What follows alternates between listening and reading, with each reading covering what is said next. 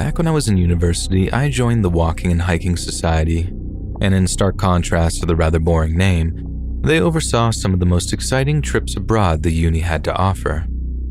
Every year, they'd organize trips to some of the best hiking spots in the world, and during my second year, the destination happened to be the Carpathian Mountains. For those that don't know, the Carpathians run through several different Central European countries, but the vast majority of them are in Romania. The Carpathians are home to some of the wildest forests in all of Europe and are also home to some rather frightening wildlife. There are brown bears, wolves, lynxes, all things you definitely wouldn't want to bump into while taking that early morning bathroom break. But it wasn't the wildlife that made our Carpathian trip so creepy. It was a group of people we ran into after getting ourselves lost in the Rodna Mountains National Park. So, you're never really lost in the woods, not if you're a good enough navigator. If you have a map and a compass, some food and some water, you can always just push on until you figure out where you are based on landmarks and whatnot. That's why when the leader of our hiking group, a younger professor we called George, said we might have taken a wrong turn down one of the trails, we weren't panicking or anything like that. In fact, it actually felt quite exciting thinking that we were venturing into the unknown. After all, you never improve your skills unless they're actually tested, and there's never any real growth without true discomfort. We knew we had to cross one particular mountain, and the key to do it was finding this one particular mountain pass. And as you can imagine, that's easy enough to do. All you have to do is find the spot where the mountains dip low enough, and Bob's your uncle. There's your way through. So it was simply a case of finding an elevated position, finding where the range dipped, then just orienting ourselves towards it. Easy peasy lemon squeezy, I thought. Then off we marched in the direction of the pass. There was just one little problem, and that was the issue of sustenance.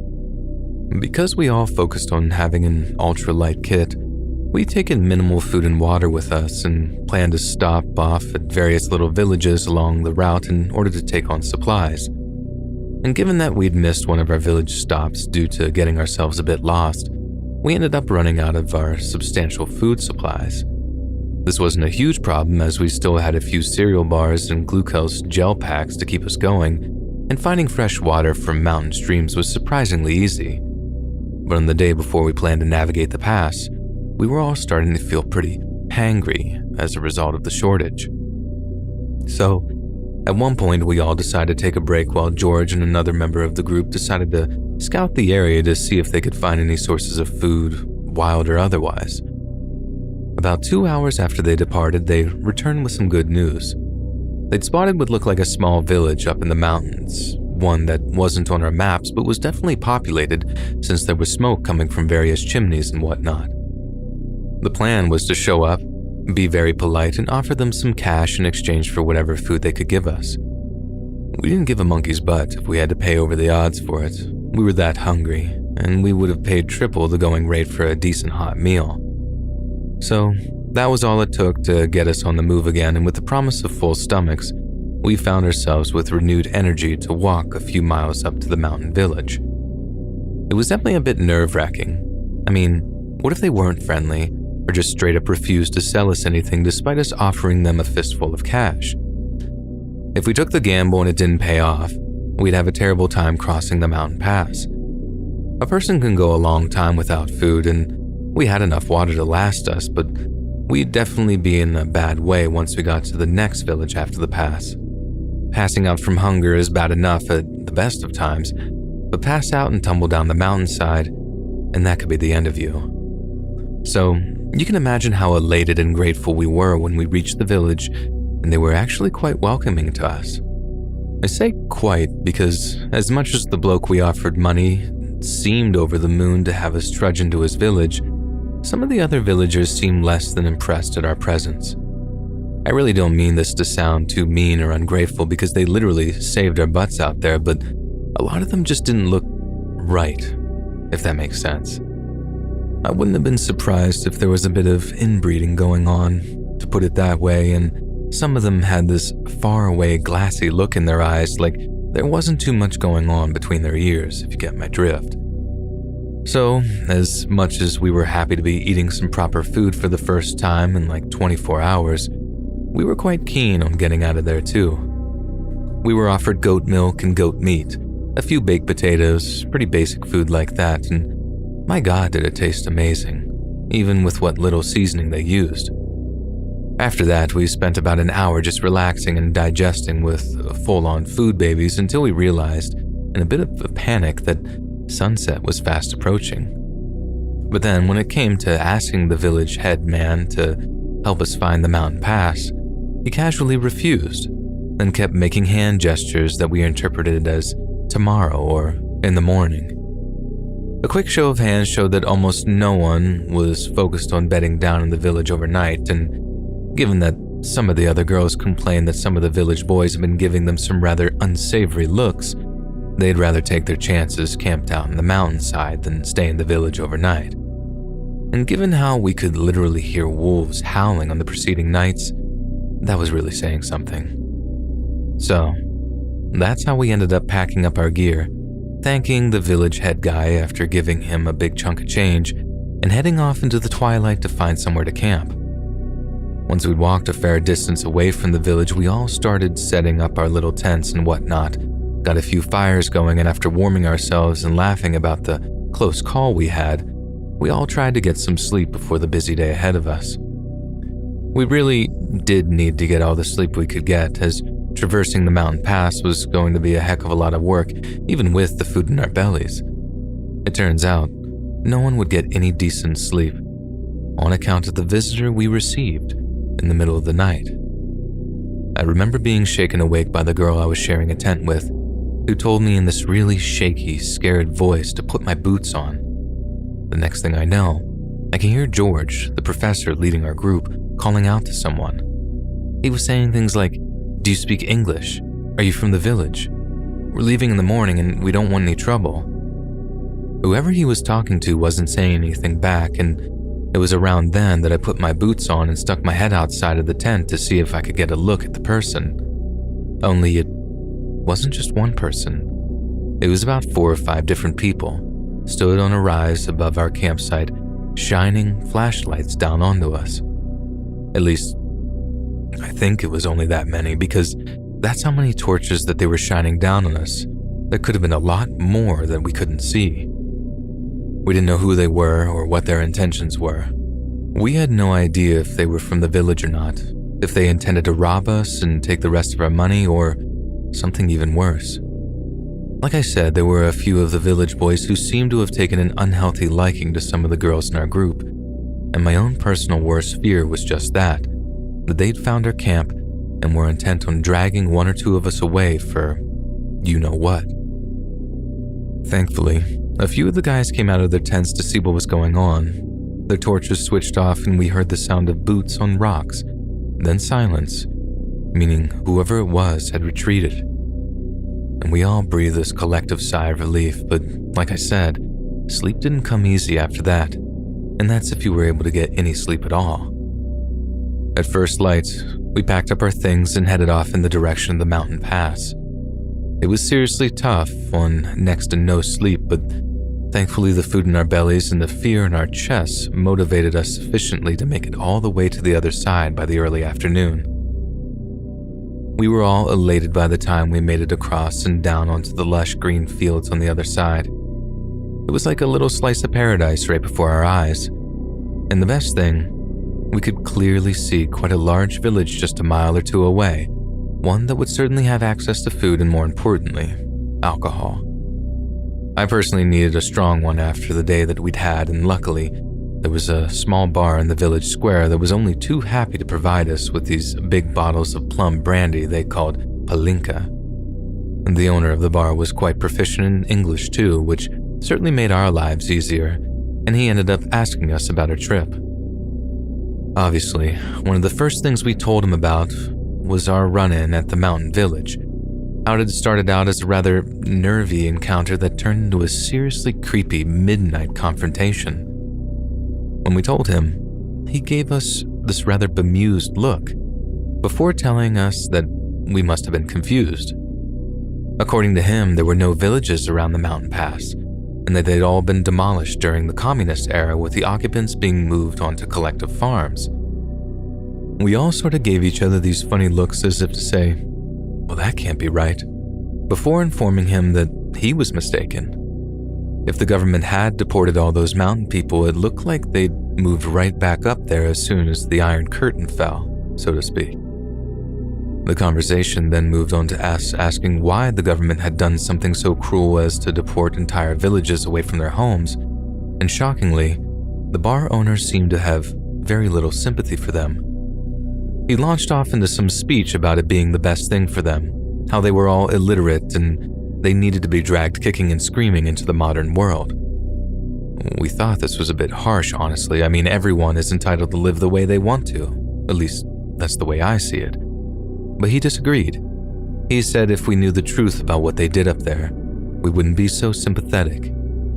Then, without a hint of jest or hyperbole to his words, he tells us that they're cannibals, and that they eat the weakest of their own number in order to conserve resources. Not only that, but they steal the breast milk of their pregnant women to distribute among the men of the village.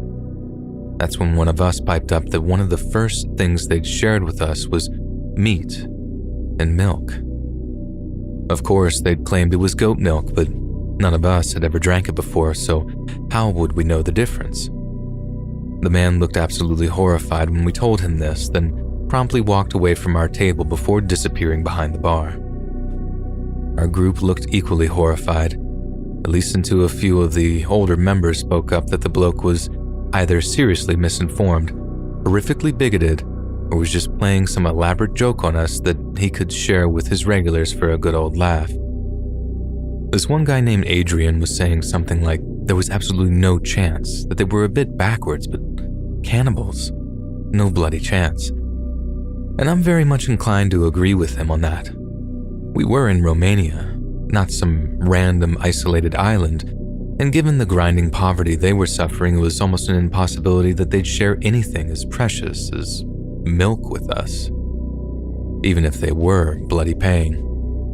After all, there were tons of goats trotting around the village, plenty of females with swollen udders too, so I can almost categorically say that we didn't engage in cannibalism, nor did we drink any of the women's milk, so to speak. The only thing that really still scares me to this day is the gang of mysterious people who we encountered, the ones who shone torches down on us from the ridgeline above. No one with any innocent intentions just rolls up on a camp of sleeping people like that. They didn't say a word to us, didn't greet us in Romanian, and you think they'd at least say something to us to ensure their good intentions, even if it was in a language we couldn't understand.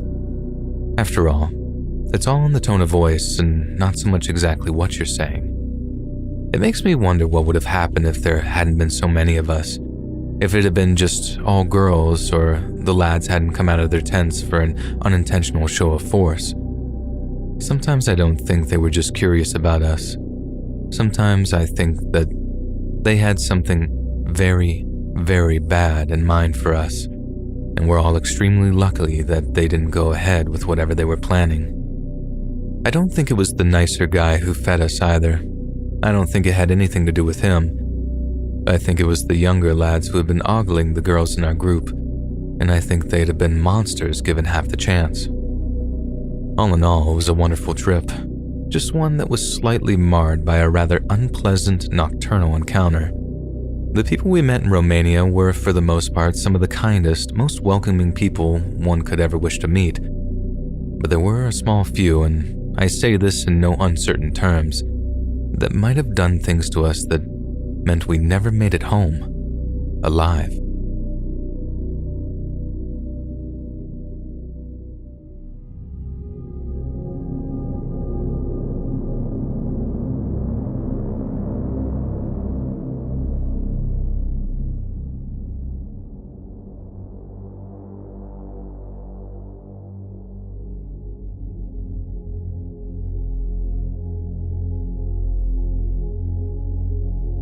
On April 5th of 2017, 22-year-old Californian cyclist Jacob Gray set off from Washington State's Port Townsend, intent on cycling through the Olympic National Park.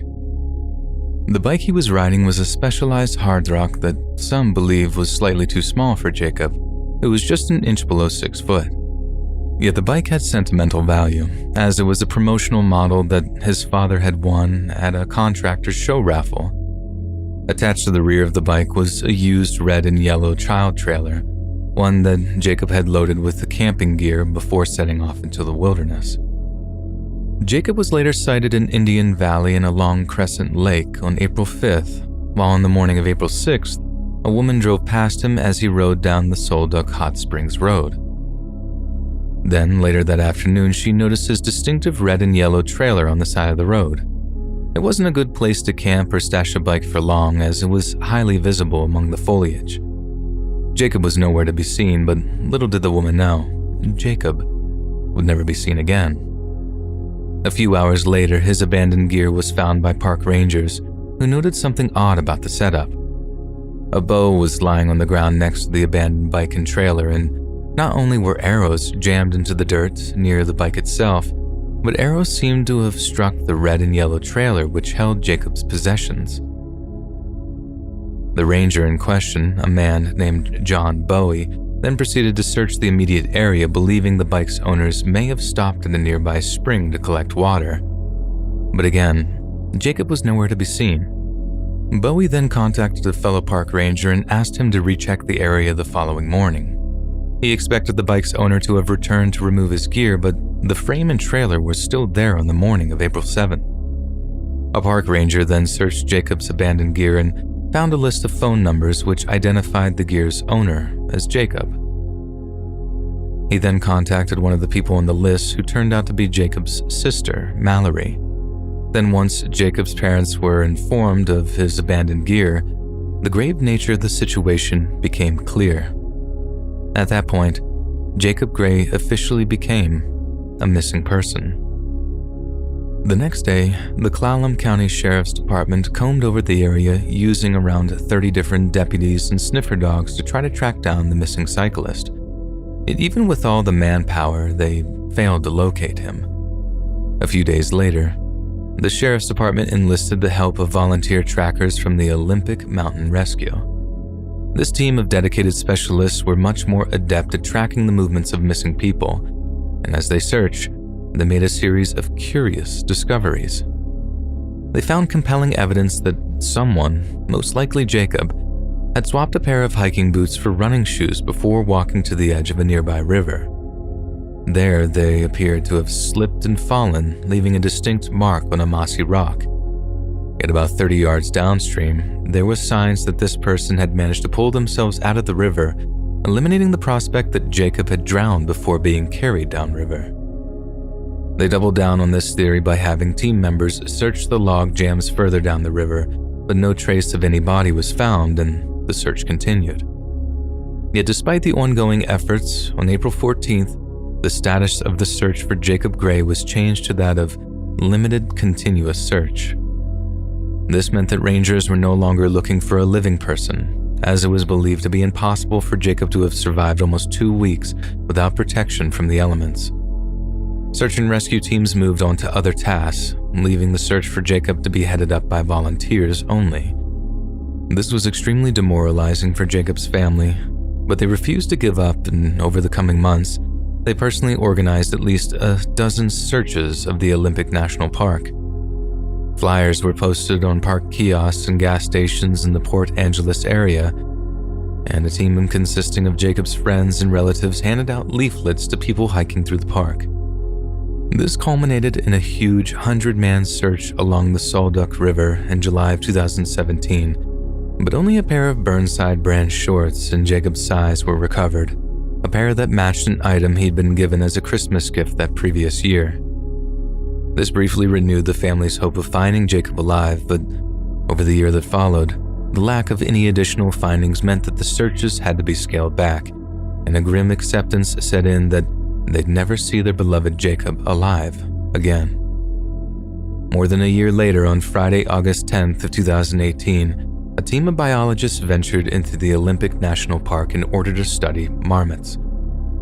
They found themselves atop a ridge above Whole Lake, and it was there that they made a horrifying discovery. Along with his clothing, some of his gear, and his wallet, the team of scientists found what remained of Jacob Gray's lifeless body.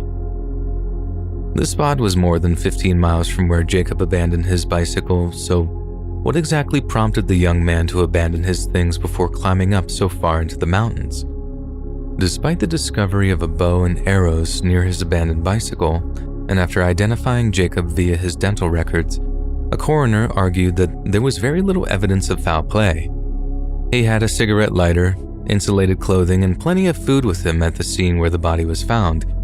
Yet it was soon determined that the only rational explanation was that Jacob has somehow succumbed to hypothermia, as during the April he went missing, the terrain had been covered in a thick blanket of snow. However, this completely ignores the fact that Jacob's remains were little more than skeletal by the time they were found. There could have been any number of fatal wounds to Jacob's biodegradable tissues that would have been impossible to identify. It's also worth noting that when lost in the wilderness, most people know well enough to head down hillsides instead of climbing them. The last thing you want to do is end up stranded on a mountain when you could hike down to more temperate climates. But a person being pursued by someone or something might well climb up a mountainside in order to escape something chasing them, especially if that thing had previously fired at them with a bow and arrow. There's something else worth noting too, and that involves the items found in the vicinity of Jacob's skeletal remains. He was carrying a Bible with him. It seems when he abandoned his bicycle, he grabbed only what was completely essential for his survival: the lighter, the food, and the warm clothing. What would possess him to bring the Bible along? It's possible that he wished to use the pages as kindling, yet despite how badly degraded they were by the elements, the Bible's pages showed no signs of being ripped or torn. Just what was it about a Bible that Jacob saw as being essential to his survival? What was chasing him that he believed a holy text might be a salvation? There have been many that argued that Jacob's intention was to take his own life and that carrying the Bible with him was an attempt to counterbalance the mortal sin that he perceived himself to be doing. But this raises the question: if Jacob intended on taking his own life, why bother bringing so much survival gear on a trip that would ultimately end in his death? It's entirely likely that Jacob wanted one last biking trip before going through with the act. But that theory completely ignores the fact that a bow and arrow were found at the site of his abandoned vehicle. It's not out of the question that Jacob brought these items along with him and intended to use them as some part of survivalist-style exercise. Yet if that was the case, why were arrows shot into the ground at an angle which would suggest they were being fired at Jacob? And if he was being attacked, he could have at least tried using the bow to defend himself. Only he didn't, which leads us to believe that an attacker was wielding the bow. But what kind of psychopath stalks from the forests of Washington hunting for human game? Who could have terrified Jacob so much that he'd have preferred to risk the freezing mountainside than risk walking back down into the woods? Did Jacob really get lost in the woods, as some people contend, or rather, was he stalked, attacked, and then chased up the mountain by someone who still walks among us today?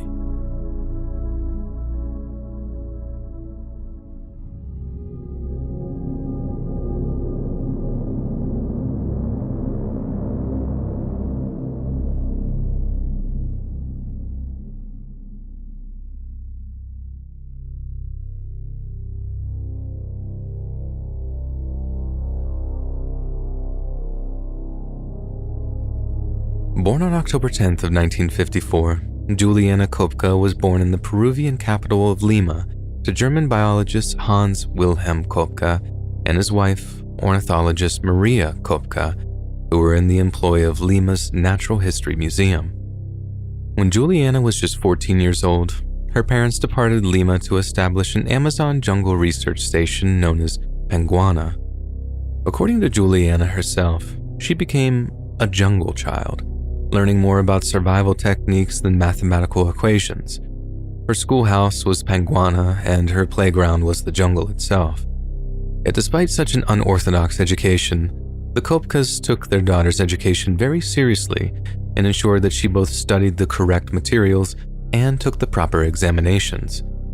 So when she was 17, Juliana was scheduled to fly back to Lima in December of 1971 in order to take her school's leavers exam at Lima's German school. She passed with flying colors and became an official graduate of the school on December 23rd of 1971. The following day, Juliana and her mother flew back to Panguana via a Peruvian airline known as Lanza. Due to the holiday season, every other flight was booked, and despite Hans's objections to them using an airline with a poor reputation, Juliana and her mother had very little choice if they wished to be back in Panguana for Christmas. Yet they had no way of knowing what a monumentous decision it was, and how it would lead to catastrophic consequences for young Juliana.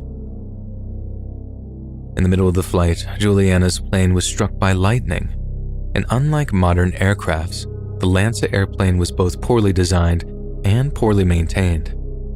The lightning strike caused cataclysmic damage to the plane's hull, and as it began to disintegrate in midair, the plane took a nosedive and plummeted to the ground.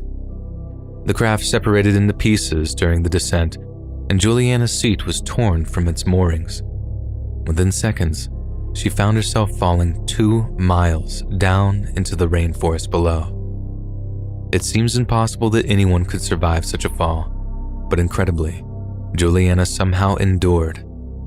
Many have credited the fact that she remained strapped to her seat as it absorbed much of the impact, but even so, Juliana suffered a broken collarbone and sustained a severe gash to one of her arms.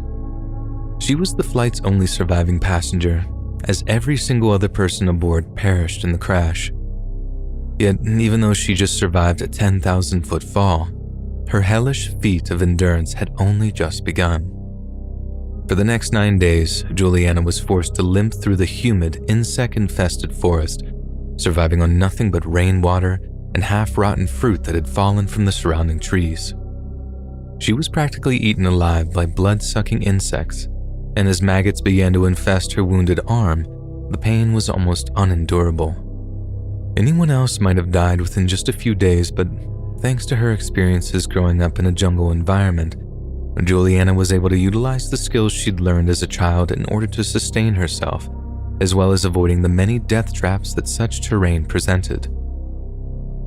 After just over a week of dehydration, starvation, and barely any sleep, Juliana finally stumbled across an empty encampment.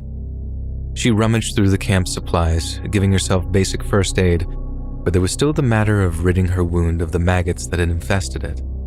She found some antiseptic wipes that were soaked in pure alcohol, but they weren't enough to reach the deeper portions of her wound. However, Juliana did find a can full of gasoline, and despite the immense pain it caused, she poured the flammable substance into her open wound in order to rid it of the flesh-eating maggots. The agony just about pushed her over the edge, and as she found a cot to lay down in for her first real rest in just over a week, her life teetered in the balance. Miraculously, with timing that was nothing short of divine providence, the missionary party who had constructed the camp returned within just a few hours of Juliana's arrival, and upon finding her, immediately called in a helicopter airlift so that she could be taken to a hospital. It took weeks for Juliana to recover from her injuries, but once she'd fully recovered, she assisted search parties from the Peruvian government in locating the Lanza plane's crash site. She helped recover almost all the bodies of those lost in the plane crash, but there was only one she truly wanted to find, that of her mother, Maria. Juliana finally found her mother's corpse on January 12th of 1972, and with her father's help, repatriated it back to Germany for a proper burial. It was an incredibly emotional affair for both father and daughter, and naturally, it left an indelible impression on young Juliana. Over the years that followed, she opted to follow in her mother's footsteps. She studied biology at the University of Kiel and went on to receive a doctorate from the University of Munich. Following that, Juliana returned to Peru to conduct research in mammalogy, specializing in bats. Then, following the death of her father in the year 2000, Juliana took over as the director of the Panguana Research Station carrying on her parents' legacy and overcoming the trauma she suffered as a result of her nightmarish experiences. Juliana's story was documented by world-renowned filmmaker Werner Herzog in a picture he titled Wings of Hope. Herzog was interested in telling Juliana's story not just because of how enthralling it is, but also because of how deeply personal of a connection he had to the tale. You see, Herzog himself was actually scheduled to fly on the very same flight that crashed in the Amazon back in 1971, and it was only a last-minute change of plans that saved his life. Herzog was haunted by that fact, and if he had indeed taken that flight, it would have been his body that Juliana helped recover following her convalescence. Such a detail amounts to another chilling twist to an already horrifying tale of loss and survival, and reminds us that our own end might just be a twist of fate away.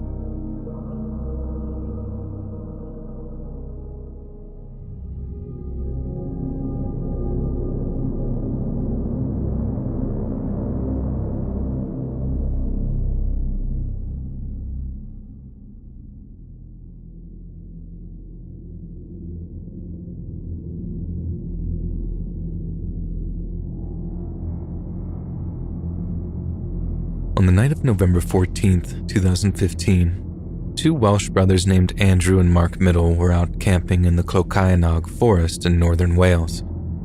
They were there to watch the 2015 Wales Rally, an annual off-road car racing event which both brothers were extremely enthusiastic about. So enthusiastic that they would opt to camp out in almost sub-zero temperatures in order to maintain the perfect vantage point to watch the powerful vehicles hurtle past them. Given how cold it was, the brothers would naturally need to maintain a campfire in order to keep warm, and as anyone who's had to keep a campfire going overnight, it requires a lot of firewood.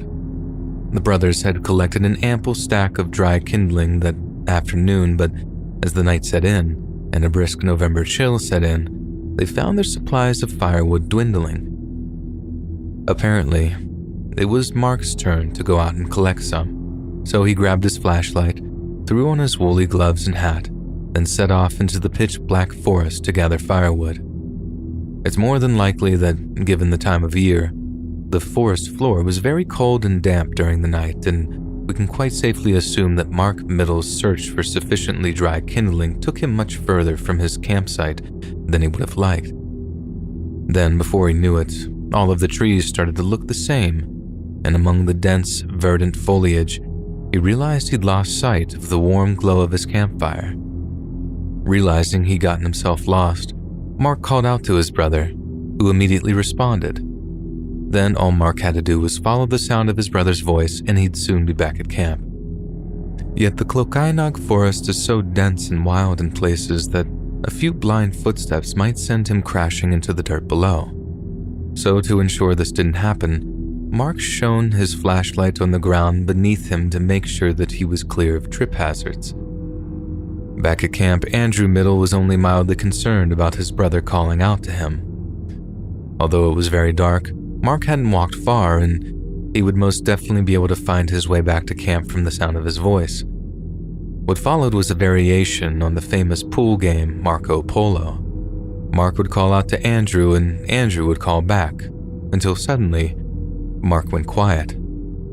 Then, through the pitch darkness, Andrew Middle quite clearly heard his brother, and a voice that sounded both astounded and horrified say, "Oh my God."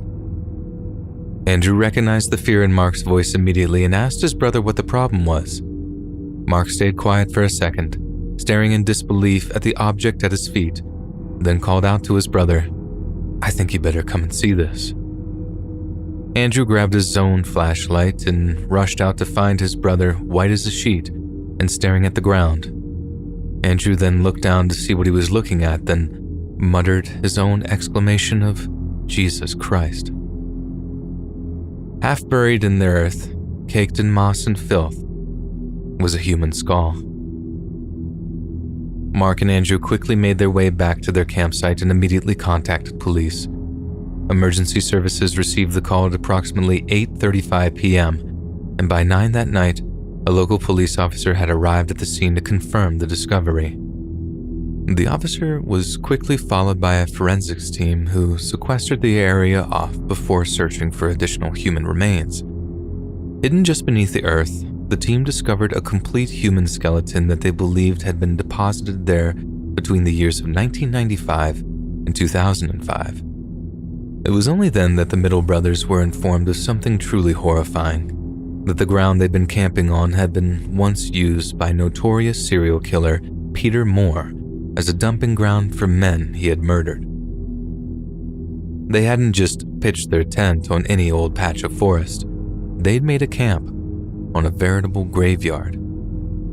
What followed was a 5-week-long investigation that involved combing missing persons databases, pathological examinations, and intensive DNA profiling. It was determined that the man died from blunt trauma to the head, and that he had been murdered in an unknown location between 2004 and 2010. The victim was said to have been a well-built man in his 60s at the time of his death, standing between 5'8" and 5'10". Some items of clothing were found near the body consisting of a dark green Pringle jumper and some dark red decomposed Marks and Spencer underwear, but it could not be confirmed that they were associated with the victim. Numerous attempts to identify the man via his DNA and teeth were unsuccessful, and in March of 2017, police confirmed that they had approached Peter Moore with questions regarding the man's identity. Moore claimed that the body did indeed belong to one of his victims, a 46-year-old mature student at Aberystwyth University who had disappeared in 1996. Moore refused to reveal the victim's name, but journalists identified a Roger Evans of Bradley near Stoke-on-Trent as a mature student who had indeed gone missing in 1996. However, police later announced that this theory had been discounted due to conflicting dates, and to this day, the identities of both the victim and his murderer remain a complete mystery. However, the prevailing theory is that Peter Moore is indeed the man's killer, and simply fed the police a string of false information in order to throw them off the scent. Moore was famous for claiming that his murders had actually been committed by a fictitious homosexual lover he nicknamed Jason, after the killer in the Friday the 13th movie series. He might have found a great deal of satisfaction in finally having deceived those that sent him to prison on a whole life order. The identity of Moore's apparently murderous lover was never uncovered, and despite jurors having decided that his claims were complete fiction, he might have found a great deal of satisfaction in finally having deceived those that sent him to prison on a whole life sentence. The identity of Moore's apparently murderous lover was never uncovered, and despite jurors having decided that his claims were a complete fiction, they might have been very, very wrong. Moore was not only aware of someone who had gone missing in the year following his string of killings, but the victim was found mere yards away from where Moore's other victims had been found.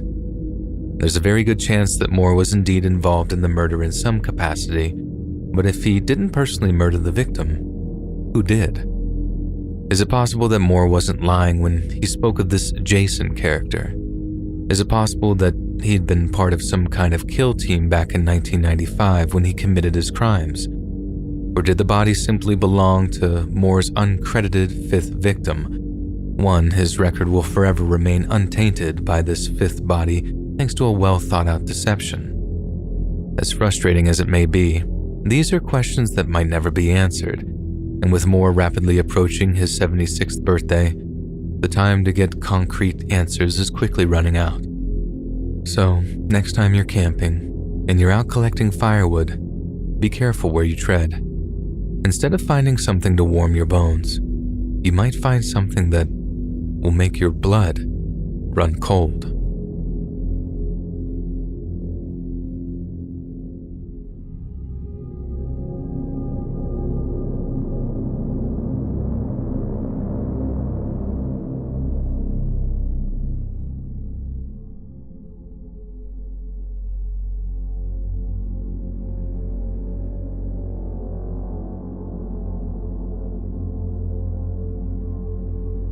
Let me tell you the story of how I became a pescatarian.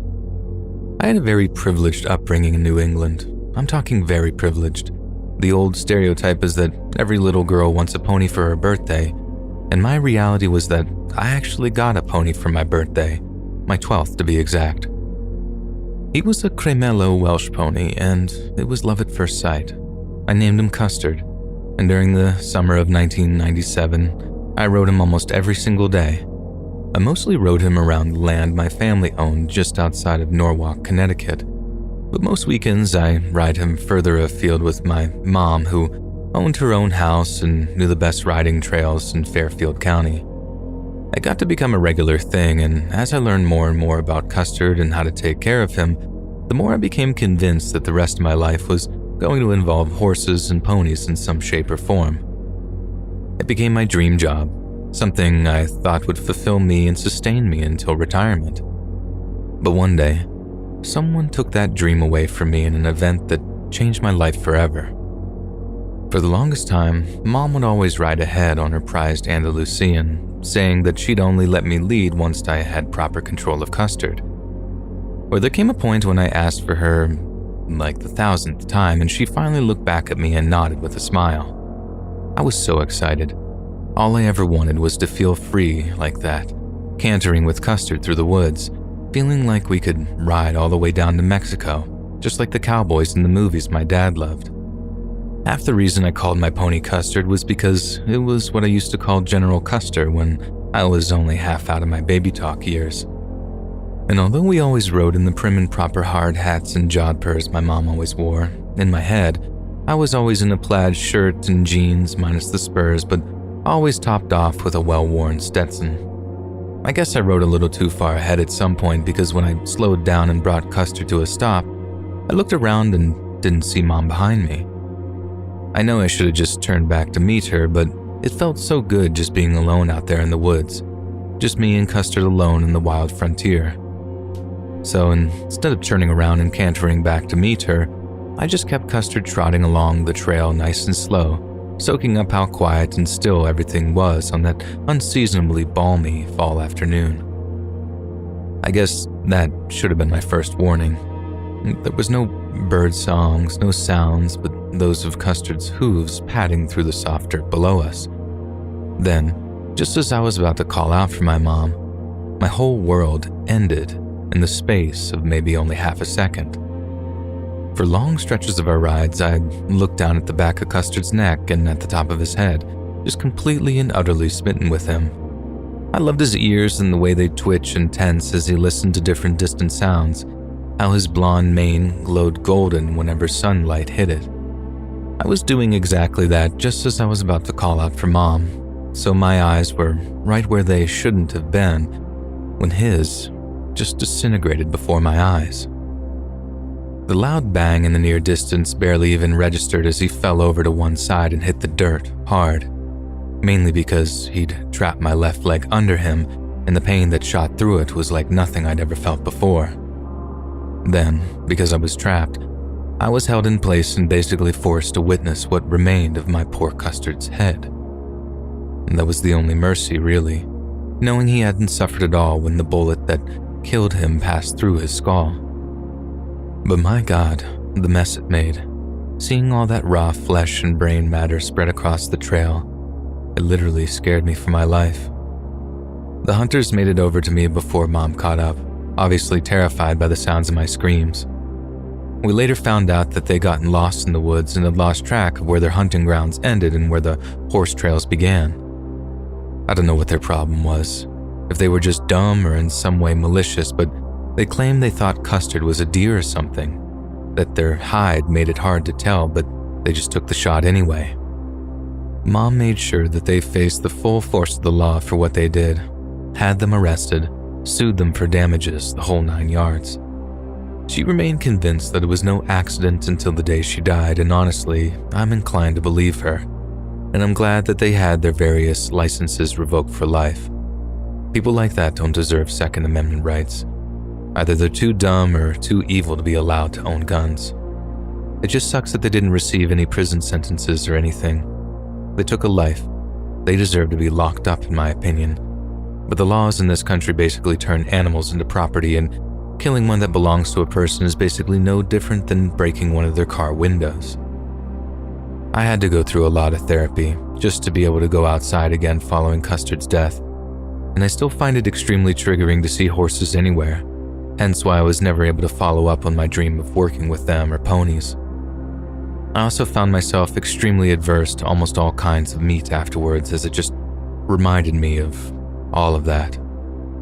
I'm okay with almost all kinds of seafood except for tuna steak, as things like shrimp or crab are so far removed from mammalian flesh that I'm actually able to stomach the sight of them. I still think about Custard, far more than I should, considering he died 25 years ago now, and I also think of how those hunters got away with their lost in the woods excuse when I think in reality, they knew exactly where they were.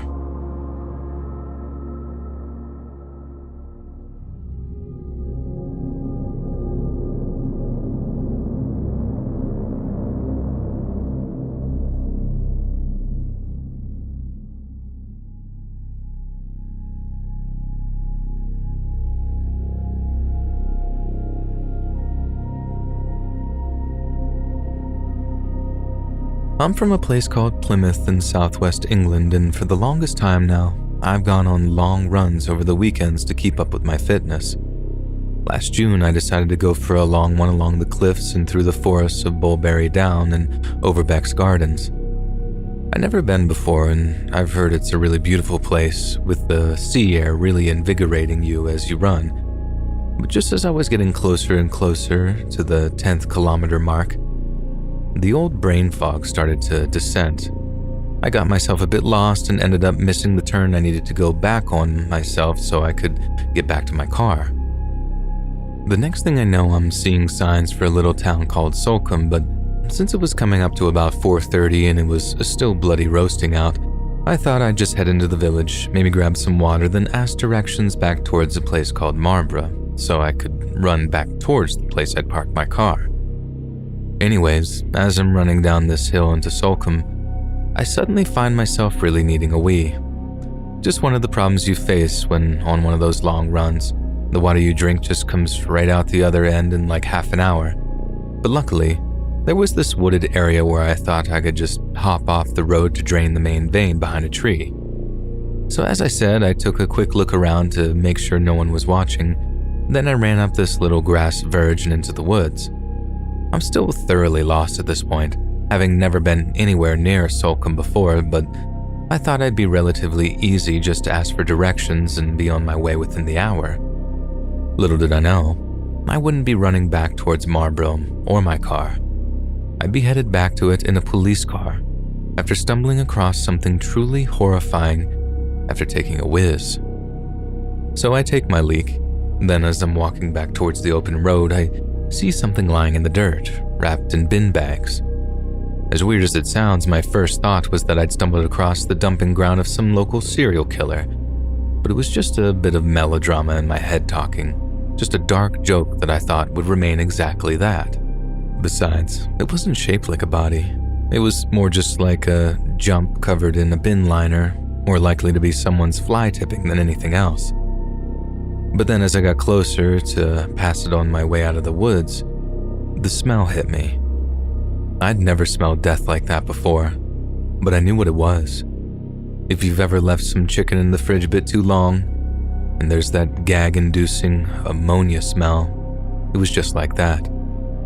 That's what I was hoping it was anyway, as I walked over and nudged the opening of the bin liner wider with my running shoe, just someone's rubbish they decided to dump somewhere after missing bin collection day or something like that.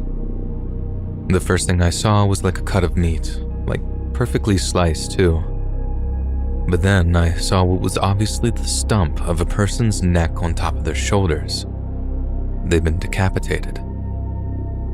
I started to gag, and I ran back onto the road, puked up the water I'd finished off on the way into Sulcombe, then immediately called the police. Given that I was the person who found the body, the police told me to wait where I was so I could answer a few questions, and it was honestly even scarier when I realized they thought it was me that might have dumped it there. It was easy enough to clear myself of suspicion though once I told them my story, and when all was said and done and the forensics team had showed up and put tape around the woods, The officer was nice enough to give me a lift back to my car, which was parked all the way back near Hope Cove. I was actually a bit worried that I'd get a fine for public urination or something, but the police weren't in the least bit interested in such a petty crime when they had an actual murder on their hands. They also ended up getting back in touch with me a few days later, asking if I'd seen any suspicious activity in the area on the day of my run. Anyone hanging around near the little bit of woodland, anything leaving in a hurry after I showed up, but obviously, I already told them that the place was empty when I jogged to relieve myself, so I just reiterated that old point, and that was the last I heard from them. I later found out that the victim was this poor old Malaysian lady. I think she was in her 60s when she was killed. I haven't heard about any killer being arrested, so it must have still been an ongoing thing over here. It took me quite a while to get over this whole thing. Like, I still get a bit nervous about being near clusters of woodland, wondering what other poor sods have been found in such sorry states over the years. Just dumped somewhere, wrapped in bin bags like somebody's unwanted rubbish or something. And it's horrible to think about, really. I hope if you read this out on your channel, someone in the UK might be able to look this up and realize that they know something about the victim or her final days. Whoever did those things to her deserves to be in prison for a long, long time. And the fact that they're still just walking the streets is enough to turn my stomach.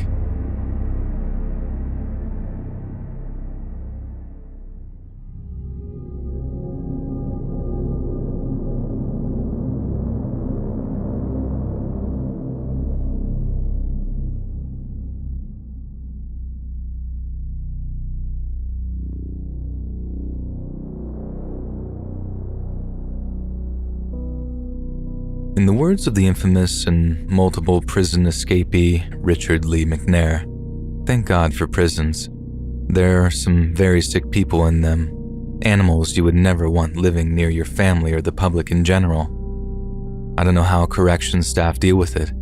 They get spit on, abused, and I've seen them risk their own lives and save a prisoner many times. Never was a truer word spoken, and the United States has had its fair share of vicious and dangerous prisoners, and arguably none were more bloodthirsty or more deadly than a monster by the name of Thomas Silverstein.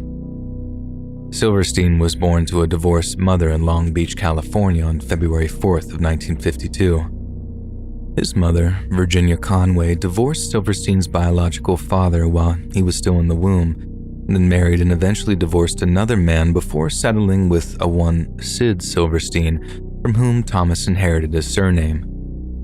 Silverstein grew up as a shy, awkward, and timid child who was often severely bullied by his middle-class neighbors.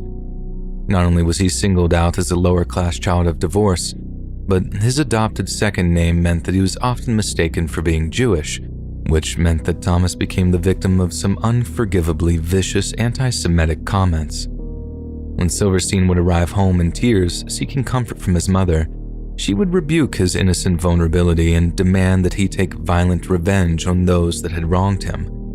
Then, when Thomas refused to partake in such hideous retribution, she told him that if he ever came running home to her again, crying because he had been beaten up by a bully, she would be waiting to beat him up even worse than they had. Silverstein later said that, "It's how my mom was. She stood her mud. If someone came at you with a bat, you got your bat, and you both went at it." Following this cruel ultimatum, Silverstein committed his first act of violence, beating one of his bullies to a bloody pulp in the street outside his home. When she found out, his mother actually expressed approval of the act, and once the young man felt the warmth of his mother's pride in him, a life of violence was simply inevitable. At the tender age of 14, Silverstein was sent to the first of many correctional facilities after a conviction for violent conduct. It was there, at a California Youth Authority reformatory, that his attitude towards violence was harshly and definitively tempered. Life inside was dog eat dog, a constant fight for survival, and as Silverstein later put it, anyone not willing to fight was abused. Later in 1971, a 19-year-old Silverstein was sent to San Quentin Prison in California for armed robbery. It was around this time that he fell under the influence of his mother's second husband, Thomas Conway, himself an accomplished armed robber who schooled him in the tricks of the trade. Just months after he was paroled for his first armed robbery conviction, Silverstein was sent back to prison with his father and cousin after being convicted of 3 separate armed robberies that netted a paltry $11,000. The cycle repeated itself in 1977, and just months after he was paroled from that second conviction, Thomas was convicted for his part in an even more violent and terrifying armed robbery. And given that he was an unrepentant recidivist, he was sentenced to 15 years in Leavenworth's federal penitentiary. It was at Leavenworth that Silverstein first met members of the infamous Aryan Brotherhood, and being the viciously violent and hardened criminal that he was, the Brotherhood's leadership was deeply impressed with him. When the year 1980 rolled around, Silverstein was offered full membership to the Aryan Brotherhood, but he was required to prove his loyalty by spilling the blood of another prisoner. The Brotherhood had asked a young man named Danny Atwell to serve as a heroin mule for them, which would require him secreting drugs inside himself in order to transport them to another part of the prison. The drug trade was extremely lucrative to the Brotherhood, and they mostly relied on narcotic sales to fund their operations both in and out of the penitentiary. Few prisoners ever refused the wishes of the Brotherhood. To their surprise, Danny Atwell flat out refused to run the risk of an extended sentence for them. Such a refusal was a grave insult to the Brotherhood's leadership, so in response, they decided that Atwell had to be killed, and the man to do the job would be none other than Thomas Silverstein. Silverstein knew that the chances of him being caught and convicted of murder were extremely high, but given that, by that point, he saw no other life for himself outside of prison, he accepted. He then talked his way into Atwell's cell on the pretense of getting him out of trouble, then cut the poor soul's throat with a homemade knife that the Brotherhood had provided him with. As he expected, Silverstein was quickly apprehended, and after a swift trial, he was sentenced to life before being transferred to a United States penitentiary in Marion, Illinois. While incarcerated at Marion, Silverstein's behavior took a distinct turn for the worse. He was now a full-blooded member of the Aryan Brotherhood, one of the most violently racist prison gangs in American history, and his behavior reflected that enormously. He became so violent and disruptive that prison staff were forced to house him in the penitentiary's control unit, a sequestered area of the prison with a regimen that verged on constant solitary confinement. After tricking prison staff into thinking that he had somewhat reformed himself, Silverstein used his newfound freedom to assassinate an African-American prison gang member named Robert Chappelle, who was a veteran of an organization known as the DC Blacks. Once again, Silverstein's involvement in the murder was swiftly uncovered by the prison staff, and he was handed yet another life sentence. When word reached the leadership of the DC Blacks that Silverstein had murdered one of their own, it came to pass that the national leader of the gang, Raymond Cadillac Smith, ended up getting transferred to Marion Penitentiary, specifically to the control unit that housed Silverstein. It's not clear whether this was pure coincidence or some deliberately antagonistic power play instigated by federal penitentiary staff, but what's clear is that 2 men who shouldn't have been anywhere near each other ended up just a few feet apart. As prison logs would later confirm, Cadillac Smith spent most every hour of every day either plotting or attempting to murder Silverstein. Thomas, on the other hand, chose to sow seeds of doubt and conspiracy in Smith's mind, insisting he was completely innocent of the charge and that internal strife with the DC Blacks was to blame for Chappelle's murder. But Smith wasn't fooled, and as Silverstein would later state, everyone knew what was going on, and no one did anything to keep us apart. The guards wanted one of us to kill the other. Silverstein believed that someone high up in the ranks of the penitentiary's leadership had engineered his and Smith's close proximity, and that it was only a matter of time before mortal combat ensued. They proved him right. Somehow, Silverstein and Smith ended up face to face, with each in possession of improvised weapons. It's not clear if Smith finally found a window of opportunity to attack Silverstein, or if the guards arranged for them to be alone together, but after a lengthy struggle, Silverstein came out on top, having stabbed Smith more than 60 times in the torso, neck, and face. Only once Smith was dead, Silverstein didn't try to remove himself from the situation.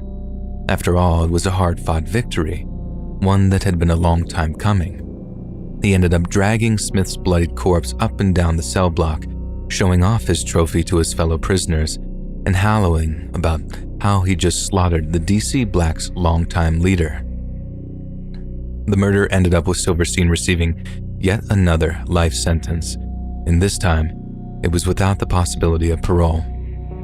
By 1983, Silverstein had firmly established his reputation as one of the worst prisoners in the entire country. He hated the correctional officers, and they hated him in turn.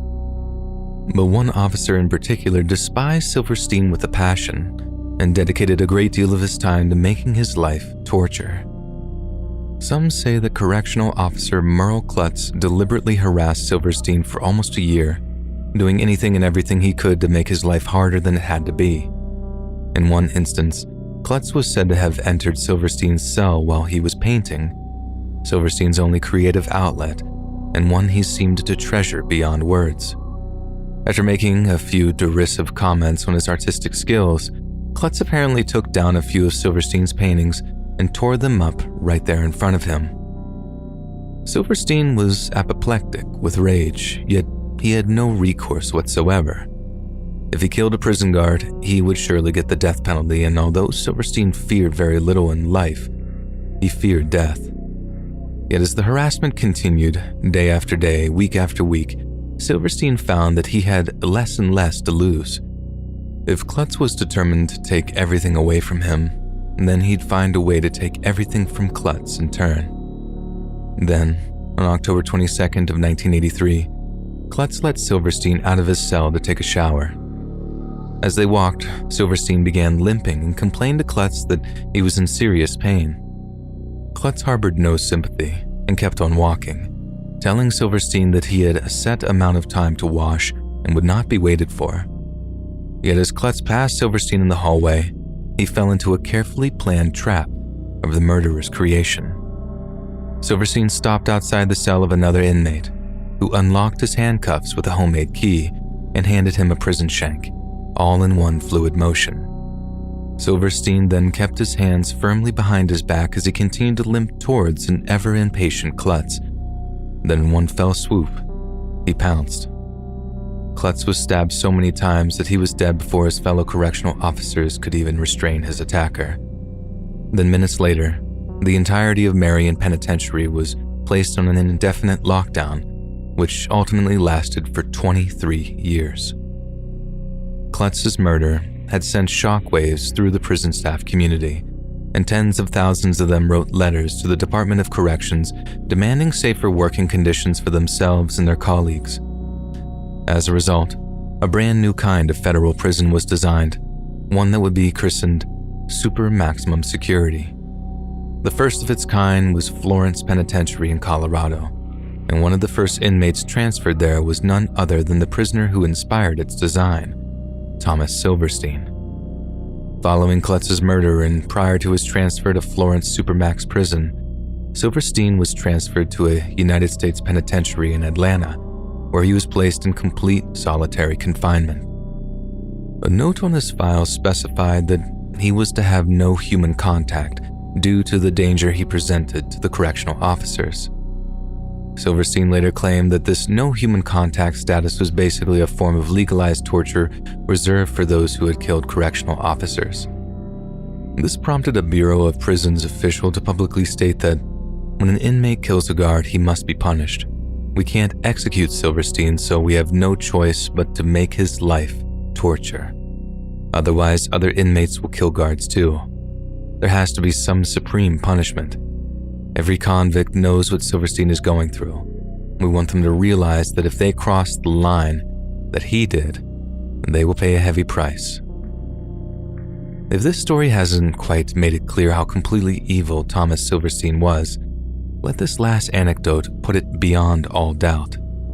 During the 1987 Atlanta prison riots, Cuban prisoners released Silverstein from his isolation cell as a method of terrifying the correctional officer hostages they'd taken. As a result, Thomas was able to roam freely about the prison and threatened to execute the Cubans' hostages on a number of separate occasions. When they refused him access to them, Silverstein threatened to kill them too and hurled racial abuse at the Cubans until they turned on him and took him as a hostage too. As a show of good faith, the Cubans then handed Silverstein over to the FBI's hostage rescue team, who considered Silverstein's recapture as a landmark moment in the quelling of the disturbance. Just consider how abhorrent an inmate has to be for their fellow prisoners to attack them, tie them up, and hand them over to the federal government during a prison riot.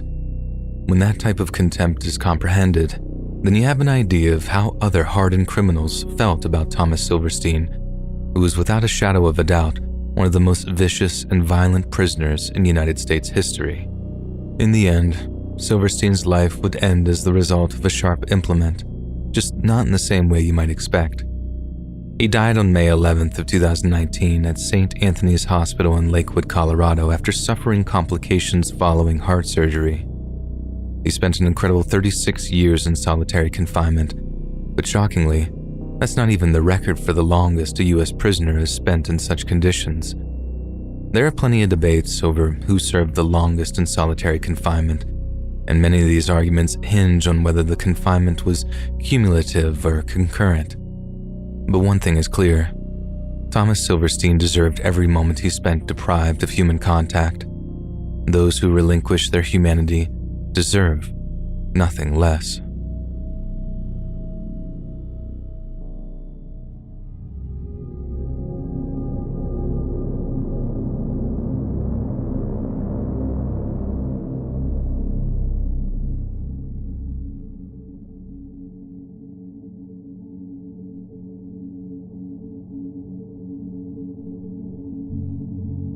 If I asked you to list the most bloodthirsty British criminals of all time, whose names would you give me?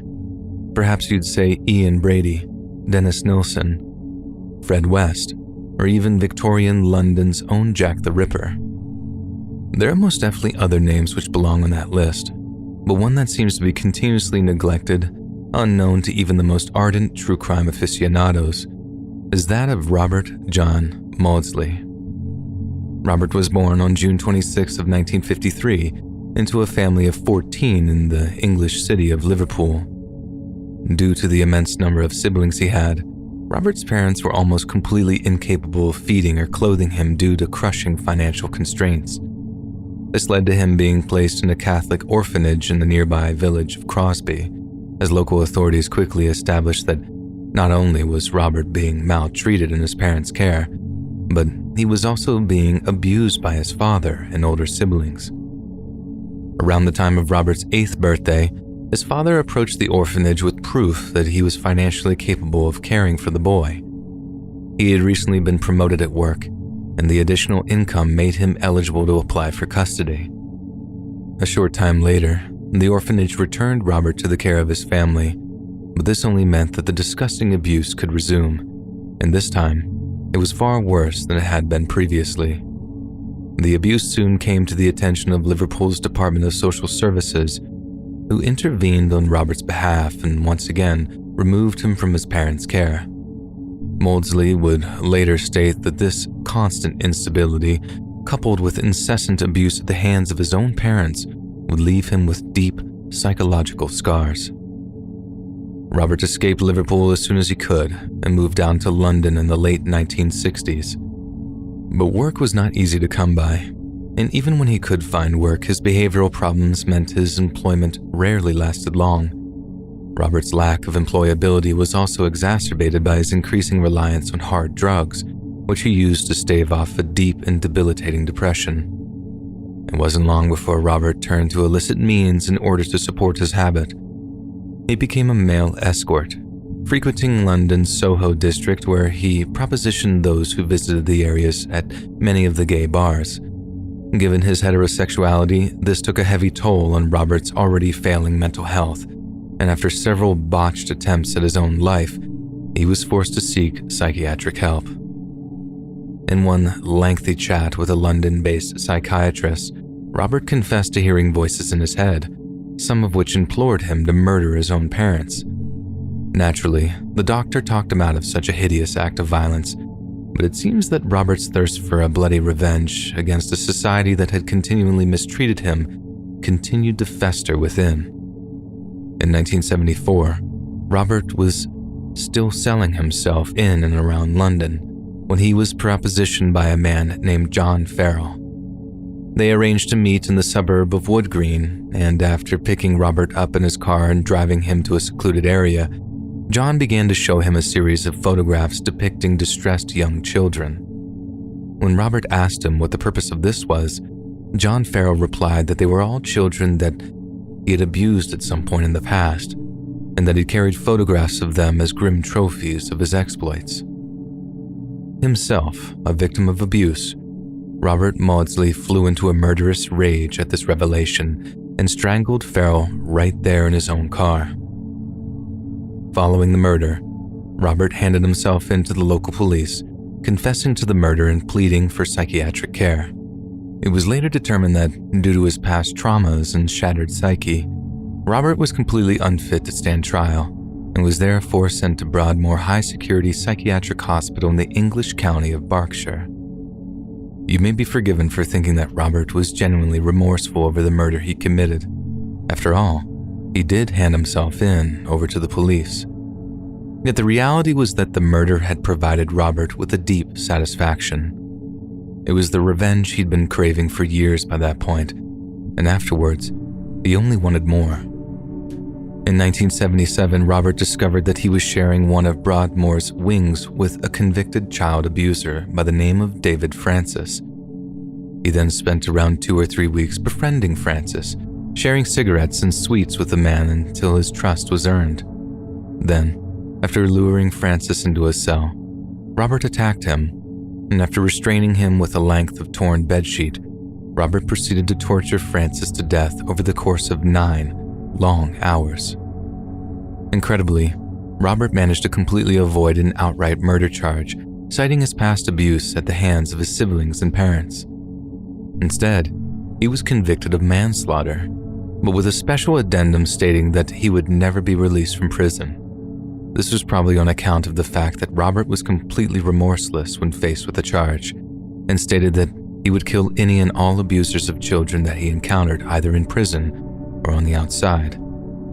It seems this claim, while perversely righteous, was not strictly true, as by that point, Robert's thirst for blood extended well beyond those he perceived as abusers. In 1978, Robert took the lives of 2 of his fellow prisoners in the space of just a few hours. His first victim was Sawney Darwood, a man convicted of murdering his wife, and just like with David Francis, Robert lured the man into his cell under the false pretense of sharing luxury goods with him. Once the pair were alone, Robert garroted Darwood with a piece of wire, stabbing him to death while unconscious, then attempted to hide the bloody mutilated corpse under his bed. Robert then attempted to lure a second prisoner into his cell, but not a single other person walked into his trap. His bloodlust was so great that he was no longer content to simply bait another prisoner into his room, and he began prowling the wing for more victims. Most knew to stay well enough away from Robert, whose reputation often preceded him, but one William Roberts wasn't nearly savvy enough to keep out of his way. And when Robert cornered William in the wing's recreation room, the only solace came in a quick and relatively painless death. But Robert didn't just cut William's throat and leave him to bleed out on the floor, as once he was dead, a shockingly perverse act of mutilation began. Robert began smashing William's lifeless head into a nearby wall, so many times that it cracked the man's skull wide open. It's then thought that Robert began using a makeshift knife to scoop out some of his victims' brains from his fleshy open skull before eating them raw. Robert then calmly walked into the wing's office, placed the bloody dagger on the table of the attending correctional officer, then told them that he had shortened the prisoner's roll call by 2. Despite the press circulating that Robert had eaten a part of William Roberts' brain, the British Press Complaints Commission cited the dead man's autopsy and claimed that this simply wasn't true. However, it's important to note that this was essentially just cover to prevent further public outcry. Not only did the autopsy reveal that the victim's skull was in such a terrible state that it was impossible to determine if the brain-eating element was true, but at least 3 other inmates claimed that they had personally witnessed Robert eating his victim's brains, and stated as such to the prison's warden in an attempt to keep Robert segregated from the rest of the prisoner population. Not long after the brain-eating incident, Robert was deemed too dangerous for a regular prison cell. So, in order to keep the rest of the prison population safe from him, a specialized cell was constructed in the basement of Wakefield Prison, and whenever he was outside of it, it was never to be escorted by any less than 4 prison officers. To keep him placated, his cell is almost double the size of a regular one, but instead of steel or concrete walls, his cell is constructed almost entirely of bulletproof glass so that his behavior can be observed at all times. The only furnishings are a table and chair, and both are made of compressed cardboard. This is because Robert has repeatedly attempted to take his own life, and anything that he could possibly use to hang himself or open a vein is strictly prohibited from being in his cell. In light of that, a solid steel door opens into a small cage within the cell, encased in thick, transparent acrylic panels, with a small slot at the bottom through which officers pass him food and other items. The toilet and wash basin are bolted to the floor, while his bed is nothing but a concrete slab. Robert remains confined to this cell for 23 hours a day and is not allowed contact with any other inmates. Then, during his daily hour of exercise, he is escorted to the yard by 6 prison officers, each ready to restrain him if he suddenly attempts to take his own life in some way.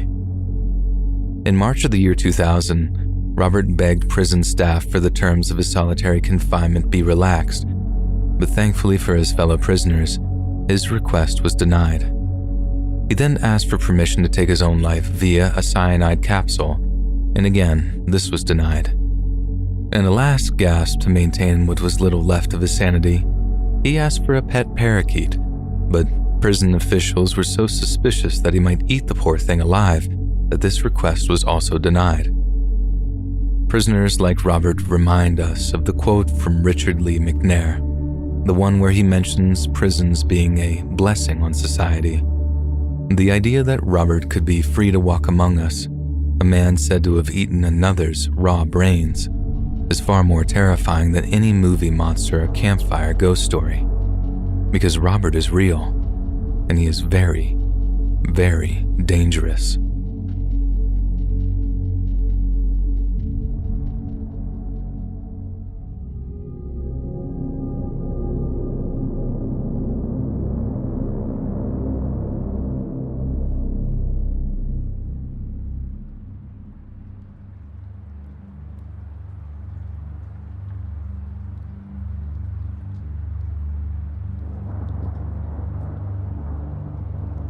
Back when I was 19, me and a few mates decided on a little lad's holiday to Malaysia. We packed up some things, booked some flights to Kuala Lumpur, and set off on what we thought was going to be the adventure of a lifetime. We only wanted to stay for a week, do some drinking, see some sights, chat to some girls. It was supposed to be a dream holiday for us. But for me personally, it ended up being an absolute nightmare. I haven't really got a bad word to say about Malaysia. I want to make that clear, and everyone but a handful of Malays I met were great folks.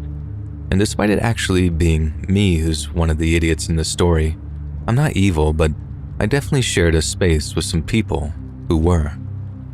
So, like I said, there's a big chance you're not going to have any sympathy for me here because I'm one of the villains of the story.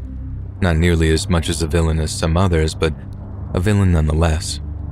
You see, I got flirting with this Malay girl who turned out to have a boyfriend, and when the boyfriend started giving it the big one, I gave him a slap that would have impressed Will Smith, wink wink. He hits me back, I throw him over a table, and before my mates got involved and dragged me off the bloke, I got a few decent hits in on him. I was drunk as a skunk at the time, and I've had plenty of fisticuffs back in Oz with people just going their separate ways after a bit of a scuffle. And then the next thing I know, as we're leaving the bar, the Malaysian cops show up and practically everyone spills out of the bar to be like, "Him, he was the one fighting, arrest him." And believe me, arrest me they did. I won't go through the ins and outs of the court case, but let's just say that I didn't have a leg to stand on. The whole thing was caught on CCTV, and as much as my lawyer and the bloke from the Aussie consulate tried to barter my sentence down to deportation, I ended up getting 4 months in Kajang prison. I cried like a baby that first night on remand, as I'd gotten into my head that Kajang would be some kind of torture that I'd never make it out alive from. But honestly, I think it was a bit of prejudice speaking, because the prison itself didn't turn out to be all that bad. Yeah, it was grim, but if you kept your head down, behaved yourself, and didn't have sticky fingers, you got along quite well. But if you didn't behave, if you stole from your fellow prisoners and made their lives difficult, they made your life difficult in turn, and that's a lesson that a Nigerian bloke learned 100 times over. I was probably just as surprised as you are to find out that there was a little Nigerian contingent in a Malay prison, but so there was. All these big scary looking blokes too. You couldn't have wanted to be facing them in a scrum, not even on your best day. But from what I came to understand, they were having trouble with one of their own, and this one turned out to be a much smaller one who had a habit of going on the take. He'd steal from everyone. The Malays, the Indos in the kitchen, even his own Nigerian brothers, and in the end, some Malay gangsters got right bloody sick of it and decided to teach him a lesson. They just didn't do it somewhere private either, shanking him in the showers or however they'd like to do it in America. The Malay Mafia did it at a time and place where everyone would be able to see what happens to thieves, and they did it in a way that meant no one could touch them for it. I remember the sound of it like it was yesterday. We're all in the canteen, and I was part of the second sitting, meaning the second group of prisoners that were allowed into the canteen to eat. Then out of nowhere, I hear the single most blood-curdling scream that's ever graced my ears.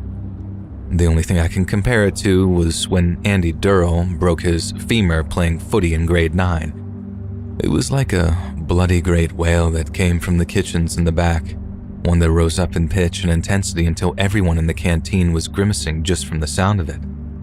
It had that real nails on a chalkboard effect too, like it made me want to plug my ears just to keep from hearing it. It just didn't stop either. The screams kept going, on and on, like whatever was going on back in the kitchen, someone was in a lot of pain. The screws basically ran back into the kitchen to see what was going on, and everyone was looking over to the kitchen entrance, and that was at the side of the serving counter, wanting to know just what had made someone scream like that. A few seconds later, they lead the thieving Nigerian bloke out, who was holding his arms out in front of them. And Jesus Christ, I've never seen burns so bad on anyone or anything. Up to about the middle of his forearms, all of his skin was blistered and peeling, like it literally looked deep fried. And the whole time he was being let out of the canteen, he was letting out this horrible mixture of screams and wails, like he was literally crying like a baby, shouting, "Look what they did to me! Look what they did to me!" He was quickly followed by the head of the kitchen team, who ironically was the least supervised crew in the whole prison. You'd think that they'd have more supervision considering they had access to knives and pans and all that, but no, it was one of the cushiest jobs for that exact reason.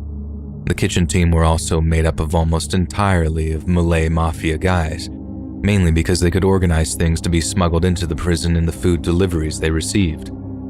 So, the bloke that headed up the kitchen team, he was pretty high up in the Malay Mafia hierarchy from what I understand, and it was him that came out of the kitchen with a big smile on his face, saying something in Malay to one of the guards. I turned to the bloke next to me and asked what was being said, and was told the guy was saying, "He had an accident, boss. He slipped on some oil." But as any of you can probably guess, the guy hadn't slipped at all. I later heard, and I don't know how true this is, that they invited him into the kitchen so he could get some extra food, and he'd promised to stop stealing stuff if he could get some extras. And little did he know, the Nigerian guys had basically okayed him getting punished from the Malays, probably just to keep them sweet since they had a little smuggling arrangement with them. Then, after getting the guy into the kitchen with the promise of extra food, they braced him, dragged him over to the deep fat fryer, then forced his arms into it while it was turned up high. Everyone else in the kitchen then swore blind that the whole thing had been an accident, and that they had no idea what the guy was talking about when he said that he'd had his arms forced into the fryer. They had said that he slipped on some oil that had leaked out of the unit or something, and the guards just ate it up. That was without a doubt the most terrifying thing I'd ever witnessed or heard about when I was inside, and nothing else even compared to it. I sometimes still have nightmares where I can hear that guy screaming, and at one point, I even had a nightmare where it was me having my arms forced into the fryer. In a dream, when I pulled my arms out of the thing, they looked like fried chicken, but all bloodied and melting too, if you can picture it. Even had the nightmares after I got out when my 4-month stretch was finally over. I think it's because since I was just waiting for something bad to happen the whole time, when it finally did and I saw it, I couldn't help but be like obsessive over it, if that makes sense. Getting back to Australia was just a dream, and the reunion with my parents was an emotional one, but intense affair. Mom said that she didn't know whether to smack me or hug me, but Dad later said that he knew boys would be boys, and that as much as I deserved to be kicked out with a lifetime ban or a fine or something, making an example out of me wasn't fair in the least bit. But anyway, lesson learned. And don't mess around in other countries, kids, because they don't mess around either.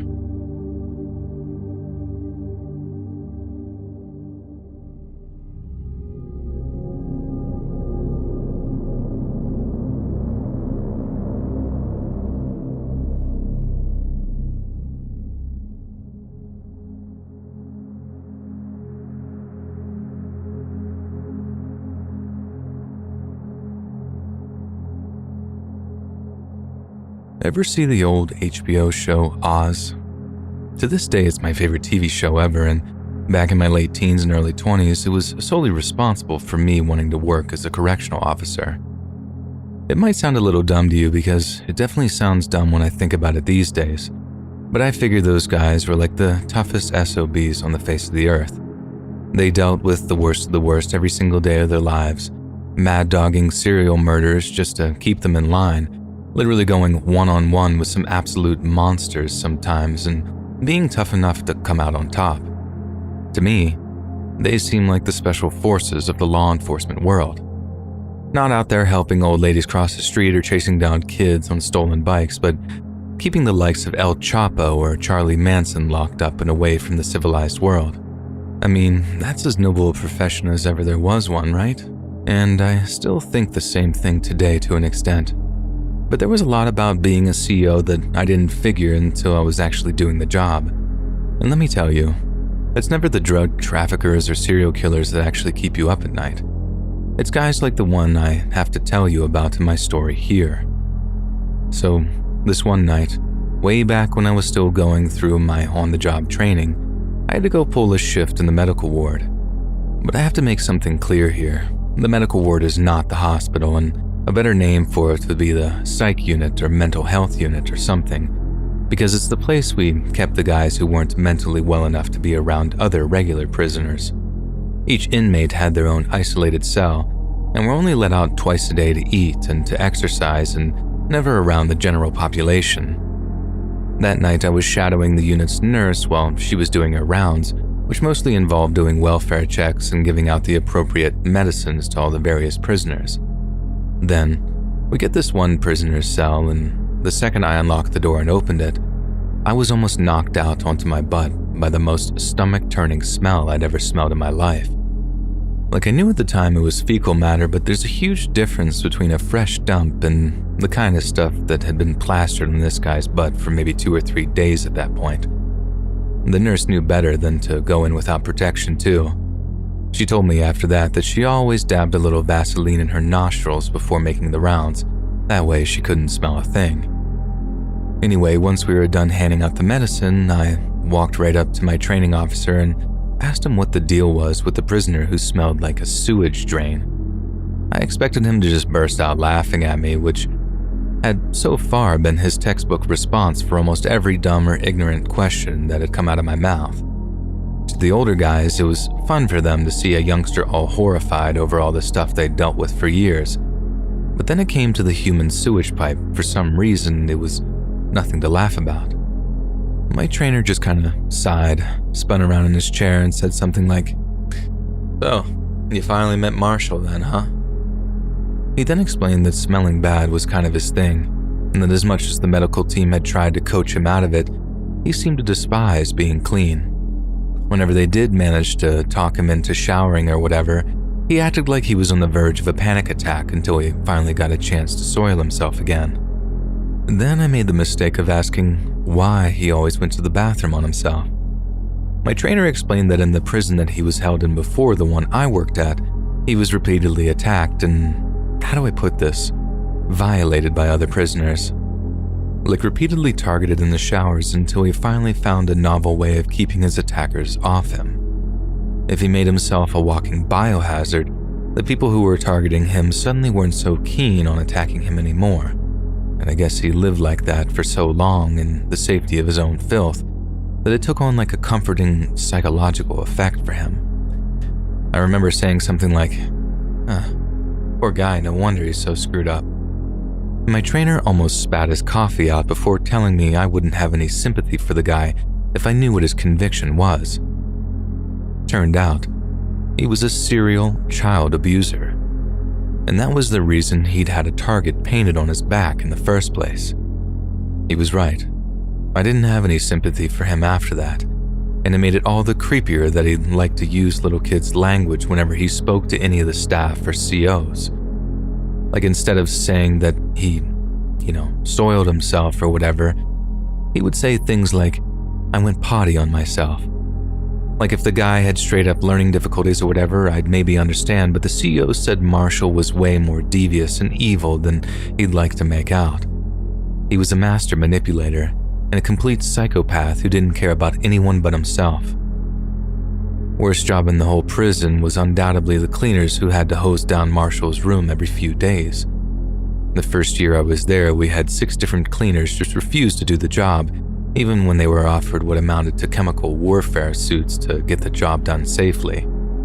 All 6 then quit when they were told that they had to do it or face getting fired.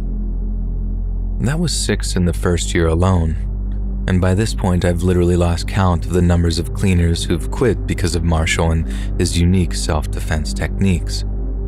Those are the kind of prisoners they never tell you about during the recruitment phase, and when you see them in the movies or TV shows, plenty of psycho prisoners on Oz, for example, you always just think it's some kind of dumb Hollywood exaggeration to make the drama more intense or something. But sometimes you meet a prisoner that could be the star of their own horror movie. And to me and most of the other COs too, Marshall was that prisoner.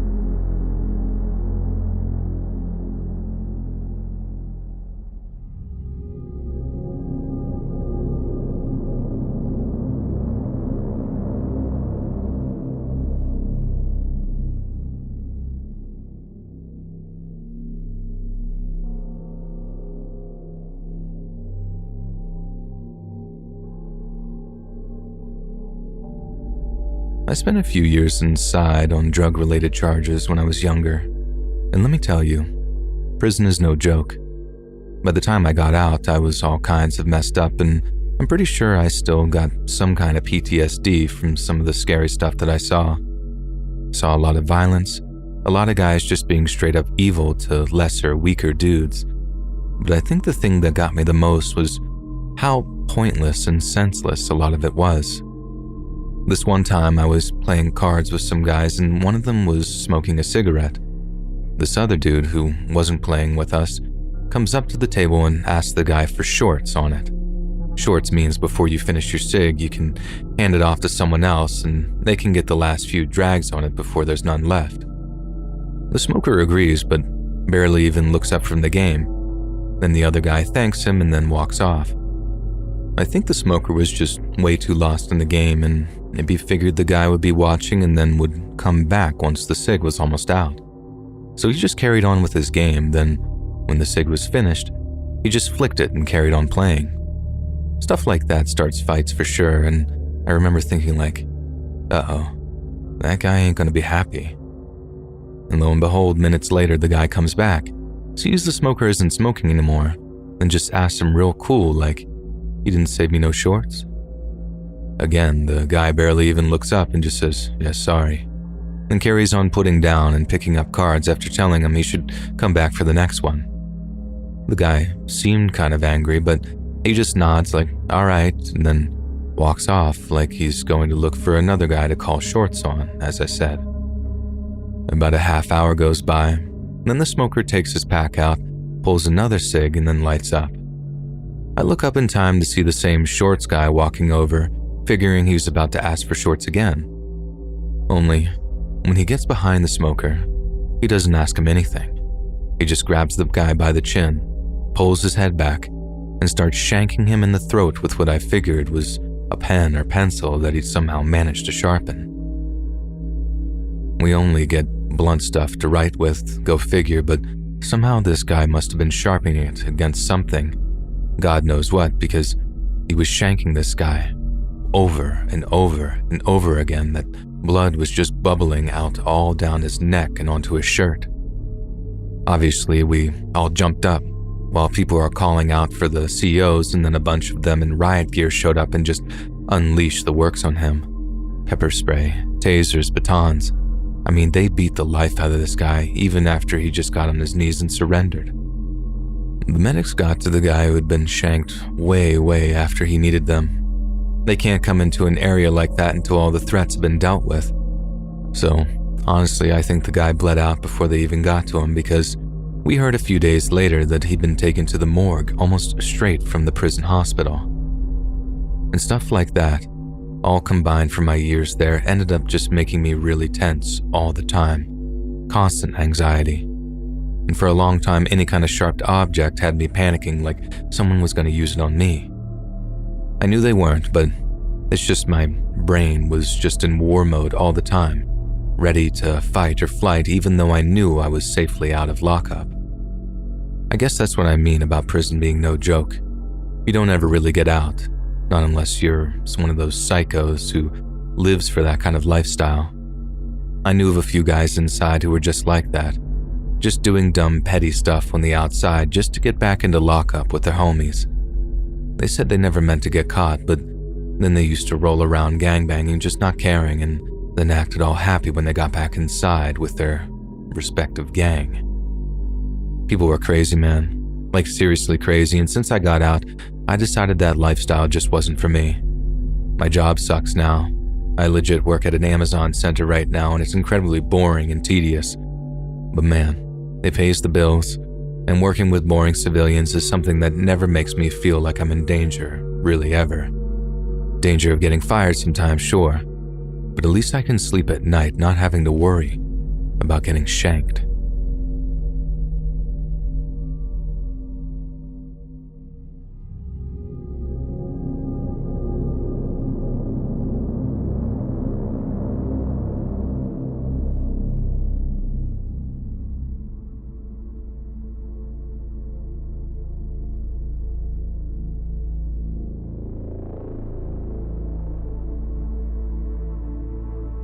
My brother spent some time in the county a few years back and said it was the worst time of his life. I asked him what the worst thing that happened to him was, and he said he didn't want to talk about it, but he did tell me this one story that just might be one of the most messed up things I've ever heard.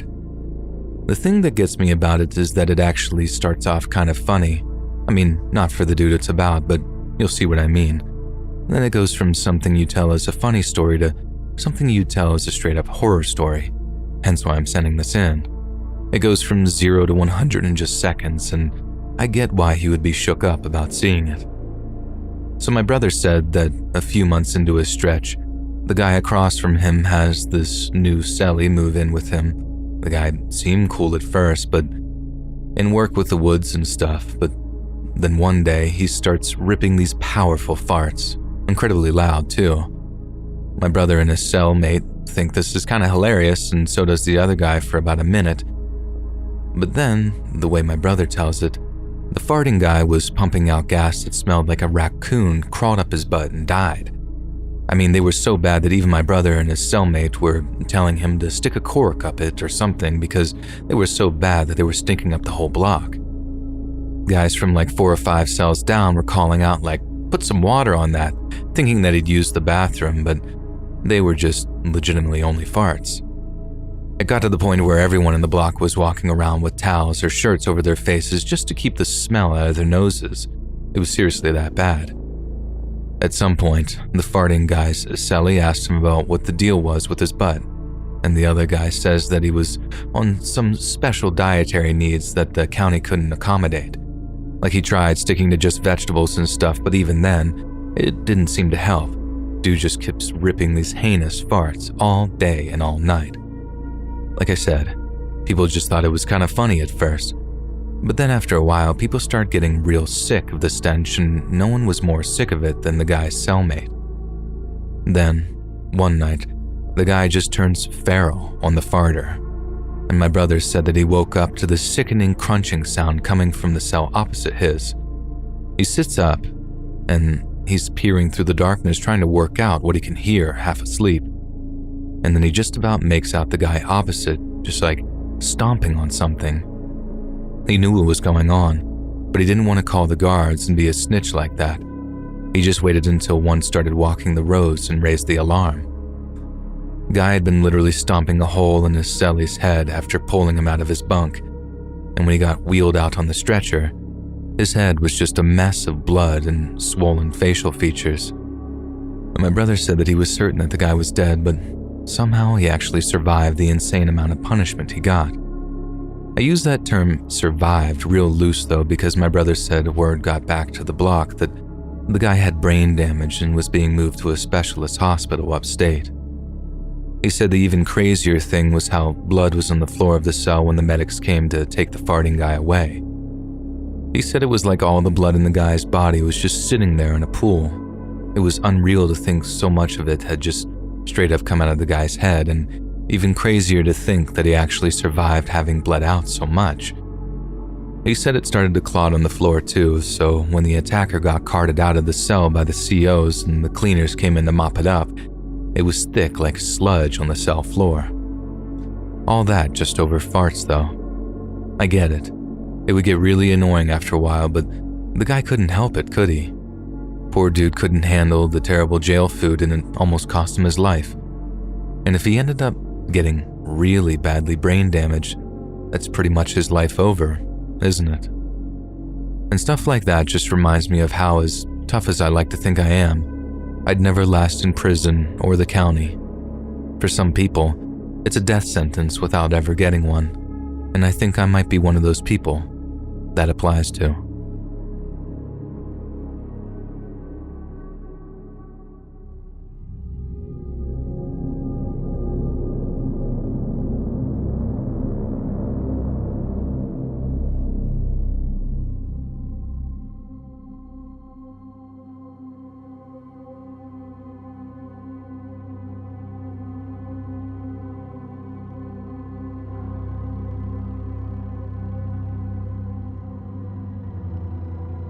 Growing up, I knew very little about my mother's side of the family.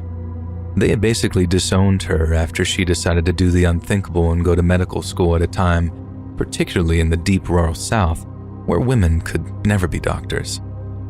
My relatives were simply scowling faces that wandered in and out of holiday gatherings, pausing just long enough to pass judgment and leave my dad outraged for about a week.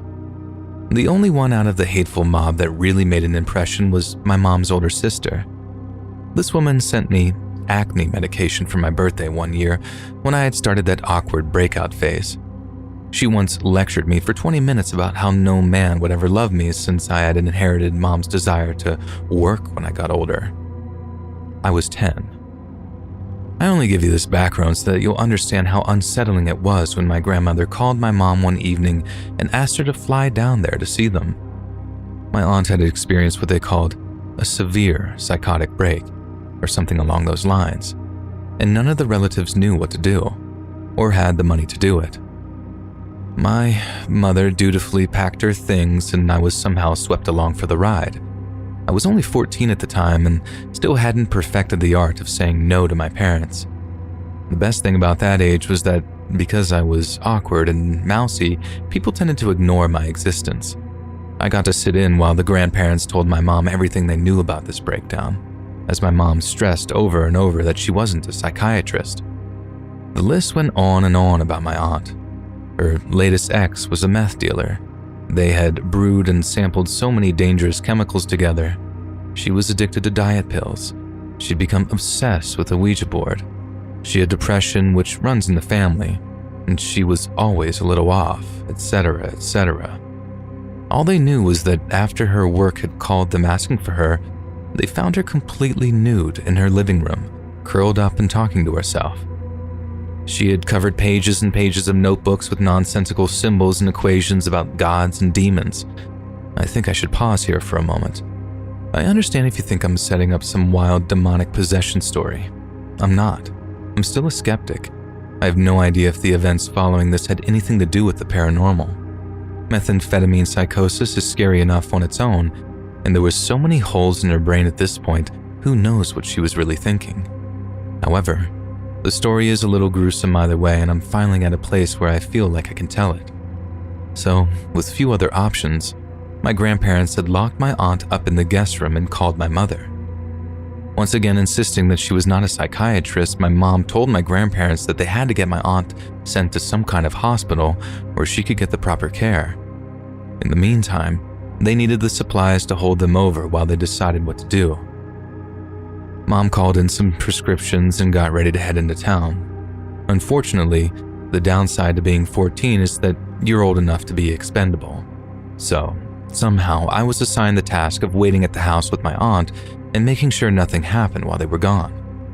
Mom promised they wouldn't be long and assured me waiting at home was better than being trapped on the hour drive into town with my grandmother. Many Southerners will tell you that not all of the South is barren fields and terrifying locals. Some parts have some amazing natural beauty. This is completely true, and anyone closed-minded enough to bypass an entire section of the country based on stereotyping is really missing out. Unfortunately, this house was not located in any of those areas. This was miles of red clay, tobacco crops, pine trees, power lines, the family house, me, and my insane aunt in the back room. There was no cable, no internet, and next to no cell reception. I was stuck listening to my CD player and playing Tetris on the couch, counting the agonizing minutes until my mom came back. Because time moves so slowly out there, I can't really tell you when I was clubbed from behind. The thud was dull, but the pain exploded in the back of my skull. I used to think that cartoon characters seeing stars was just cutesy animation, but I swear to God my vision erupted into different colors as I tried to regain my senses. I didn't drop like people in the movies do, though. I was vaguely aware of someone grabbing my arms and dragging me from the sofa to a chair. I even stumbled a little in response. Unfortunately, the static wouldn't clear enough for me to stop them as my hands were tied to the arms with something thin enough to cut. It was only after my midsection had been bound and my throat was well on its way that I snapped to. I rocked my head back and forth to get away, but it was no good. What I now realized was brown twine was roped around my neck to keep me upright. I can't look at the stuff anymore without itching. Her work momentarily finished, my aunt moved around the chair to face me. She'd never been an attractive woman, but at that point, she looked like a literal demon. The meth had left her with open sores, some of which she had scratched in ragged, weeping holes. Her arms were covered in blackening holes, all oozing this type of rot. When she grinned, I got a good look at the infamous meth mouth. I can't even describe the smell. That wasn't just from her wounds either. She had caked feces all over her legs, up to the scratches around her sagging breasts. But the worst part was the strange glint in her eyes. There was someone home up there, but it was more feral than person. When my eyes locked on hers, she grabbed a bit of her short blonde hair and tugged hard enough for her eyebrows to raise. "You see this? They say I can take your hair for myself." Panic was finally starting to register as I realized just what was happening to me. Too tiny to be much of a fighter, I mostly just started hyperventilating and staring. I remember realizing that I couldn't remember the word for what Native Americans used to do to their war victims, but it was definitely about to happen to me. I started squeaking a little and trying to yell out as she disappeared into the kitchen for a moment and reappeared with a knife. Thankfully, she just grabbed a clump of my long brown hair and started trying to saw off inches from my head. It still hurt enough for me to finally cry out over it. Likely unsatisfied with the results thanks to a dull knife and thick hair, her attention turned back to my face. "That's nothing," she hissed. From behind my back, she produced a hammer, probably what she had hit me with in the first place. The next swing brought it down on my left index finger. The fingernail cracked from the strength of the blow. My sobbing only made my aunt laugh harder, and she tossed aside her tangles of hacked-off hair in favor of digging out the nail pieces and ripping them away one by one. The pain was so bad I nearly threw up. The process repeated for the middle finger and my thumb, though for some reason the thumb took 3 swings to crack thanks to the odd angle it was at. I vaguely noticed through the pain that as she yanked the left bit of nail from the bed, her head was tilted slightly and her mouth was hanging open. She was listening to something. She finally stopped picking at my fingernails and leaned over to take my index into her mouth to suck on. My mind started desperately pulling itself together, and I had to get out of there. There was no way out. No matter how much I screamed, no one was around for miles. I had to survive long enough for my mother to get home. What if this lunatic killed my mother? Somehow I choked out some version of, "Why are you doing this?" My aunt looked up from where she was sucking and narrowed her eyes, as if indignant that I had interrupted her. She sat up and proceeded to spit some of the blood she'd been drinking into my face. "They chose you, and I hate you." At this point, she started ranting. I wish I could reproduce exactly what was said, but the details are blurred, half because the memory was so diligently repressed for so long, and half because none of it made any sense at all. It was something about a dark lord and people in the walls, but there was also talk of the government and radio waves. What I do recall is that she paused and leaned in so close that our noses were nearly touching. The smell of their breath was so horrible I could taste it in my mouth. "I know," she whispered. "You can smell my brain rotting. But let me tell you, it's not joking. He wants your skin. They all want you."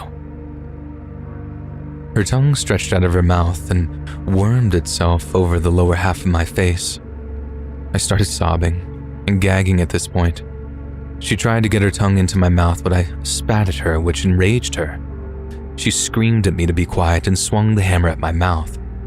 One of my front teeth hit the floor and the others weren't in much better shape. The memory now goes fuzzy, mostly a blur of pain and fear. I was completely sure I was going to die an agonizing death, and the blood loss now occurring didn't do anything for my thinking. I was aware of her shuffling away. I know she returned. My next clear memory is of her using a marker on the old floor to reproduce what I recognized as a Ouija board. Only half of the letters were actually letters. The rest were twisted symbols that must have made sense in her addled mind. But the standard hello and goodbye were obvious enough for the connection to be made in my head. My aunt took great care in creating this, focusing like a preschooler with some sort of demonic macaroni craft. The whole time she muttered to herself, but I never caught a clear sentence out of it. Using a glass coaster as a planchette, she set to work summoning something. By this point, I was silent, save the sucking of air in through the narrow gap in my mouth. The room had gone completely still. Nothing happened for several moments. The atmosphere was suffocating as every nerve in my body stood on edge.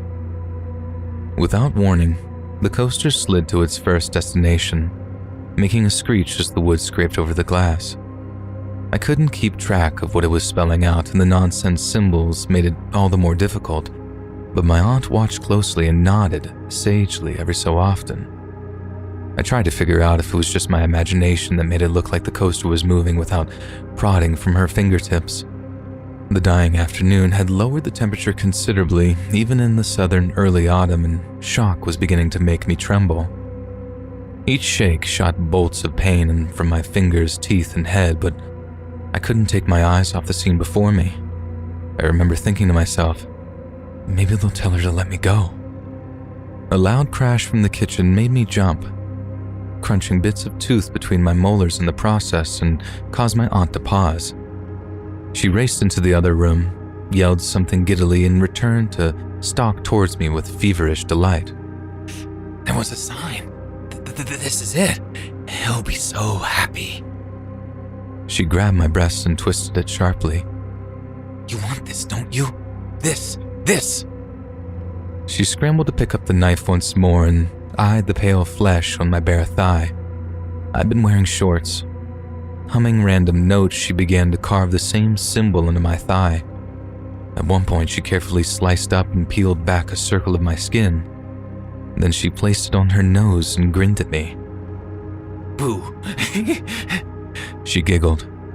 You just loved that when you were little. I firmly believe the shock and blood loss, as well as the concussion I no doubt had, were the cause of what I began to see next. While she carved into my leg, I stared at the far corner of the room. I was convinced I saw a shadow gathering there. In reality, it was probably just the setting sun chasing away light, but I was so certain that the darkness was taking shape. I'd never experienced sleep paralysis, but the feeling I had was almost exactly the same. Something was watching us. Something evil. It wanted to revel in my torture. The sheer madness of the entire situation convinced me that this was the one my aunt had been babbling about. If there was in fact a creature that wanted my flesh, it was definitely descending upon us. I screamed my throat ragged. I continued to try to get her off, but the wiggling only dug her knife deeper into me. If you stay still, be careful, very careful, she sang. My eyes locked on the shadow and I began to plead. I begged her to let me go. I begged her to remember that I was her niece. I promised her I'd let her run free. I said that I'd never tell my mom who had done this. I told her I'd let her have anything she wanted and if she would just please stop this. In response, she put her finger to my lips and shushed me. Do you hear that? She froze and I held my breath. I strained my ears. Honestly, there could have been nothing but the blood rushing to my head, but my poor brain translated this into faint whispers. My aunt grinned at me. They come. They want you. And he will take it? Yes, he will. Yes, he'll take what he wants. She said this was the sort of reverence that chilled me. She used her legs to force mine apart and pointed the tip of the knife at my crotch. I'll slice you wide enough for them to crawl inside.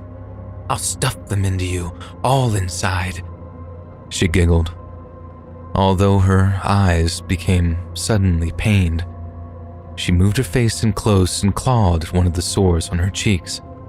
I can feel them crawling out of me, she moaned. She held up one of her arms and shoved the abscess into my sight. Can you see them? Can you? You weren't even looking. In her rage, she shoved the abscess into my face, smearing pus and dead flesh into my eyes. It was vile enough to make me up and renew my struggling to break free. Why was it so cold? Why did I hear those whispers? My aunt was wailing and clawing at her arm, momentarily taken by the need to dig out whatever was killing her skin. I desperately railed against the bonds enough to make the chair jump. Ceasing this momentum, I rocked from side to side enough to tip over to my right. Unfortunately, my neck had been tied to something else behind me. I was stuck trying to position my legs to keep the chair from sliding further and strangling me. This broke my aunt out of her lapse in attention. With a snarl, she kicked at my leg and the jerk left me gasping for air. My vision was beginning to blur. My gaze moved past my aunt and onto the shadow now. In the darkness, it had begun to spread out of the corner like an ink drop. There were faces, I'm sure of it. Face isn't the thing that was coming to claim me. I was mesmerized as my eyes tried to focus on the shifting form. I forced my burning, bleeding leg to keep me propped up, but the darkness was becoming deeper and moving closer. It would take me. It would seep out my soul through all the cuts and bruises in my body.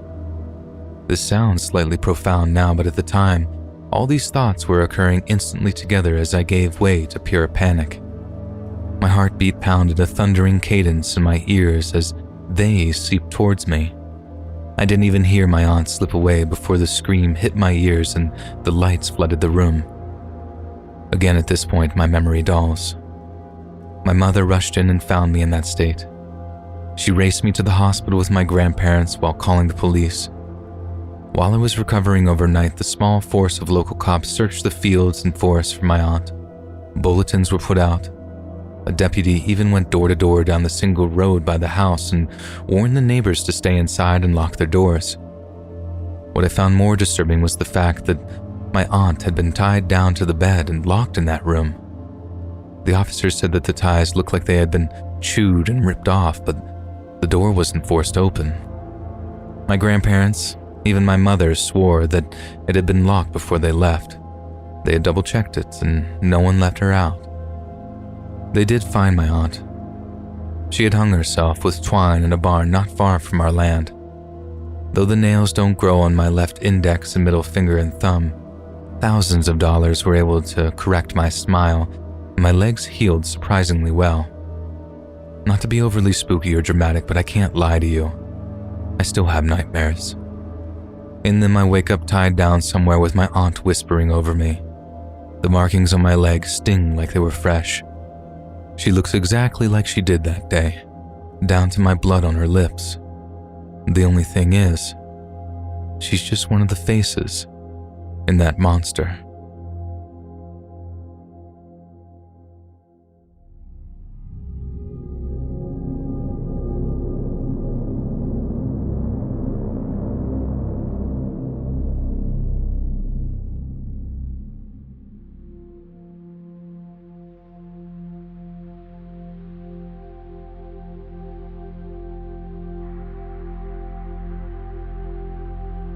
I'm 24 years old, a programmer who works a lazy 9-to-5, developing websites for clients that my company picks.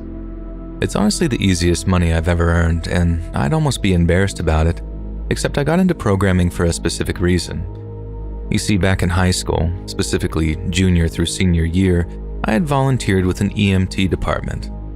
Maybe it was an ego boost that my fragile self wanted, I'm not too sure. Like, yeah, I wanted to walk around, acting holier than thou, and honestly, I feel like people don't want to admit that. But I will go ahead and say that for all of those months, I did feel incredible. Because of the volunteering position, I was allowed to cut school pretty much after my 4th period. Or for everyone else in the world, I was allowed to leave at around 11 a.m., with our school day starting at 7 a.m. I'd head to the school's office, sign my papers, and be dismissed. Honestly, the EMTs treated each other all like a brotherhood. It's very difficult to have a bond as strong as what they had, and it's probably because everyone was aware that you can only have so much training, and fate can still decide to end a life. Impeccable timing, sharp precision, and equipment knowledge still can't stop fate from just ending someone's life directly under your hands. That brotherly love feeling comes from trauma bonding, I guess. I'll call the other volunteer kid Ronnie. Ronnie knew how to joke, but once on the scene, the mission seemed to be wired into his brain. I couldn't even make small talk with the guy while on the way to the scene. He'd just be too zoned in and not respond. So one day, we get a call about a woman with supposed stomach issues, saying her body feels weird. Immediately, we're thinking it's just some sort of stomach ache because, yes, that has happened before. Imagine getting billed several $1,000s just for us to tell you, take some Tums. Okay, bye. But that's America for you. But this was not the case. God, how I wish it was. During the drive there, Terry, the guy driving, said she described it as a tickling sensation. A tickling sensation? In your stomach? Sounds lovely. I ask Ronnie what he thinks, but of course get nothing. We arrive on the scene and her son lets Ronnie and me inside. The son looked like he easily weighed 350 pounds and must have only been 14 years old. We step inside and it's just pure filth.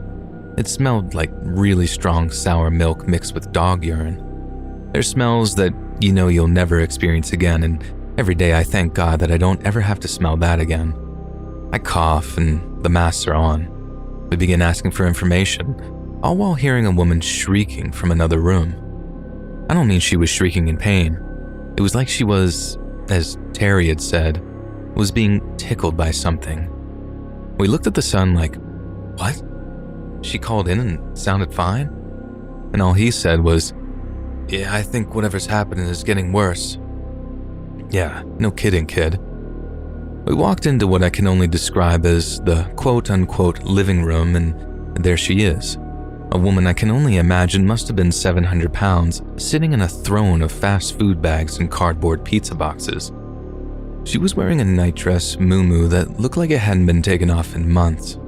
This woman was living and sleeping in that exact spot on the couch in that exact dress for, I don't really want to know how long. So we get to questioning her, wondering what the shrieking was about. It's because my tummy hurts, she says.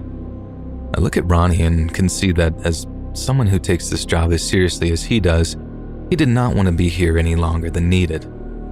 She points to the part of her stomach and Ronnie bends down to inspect.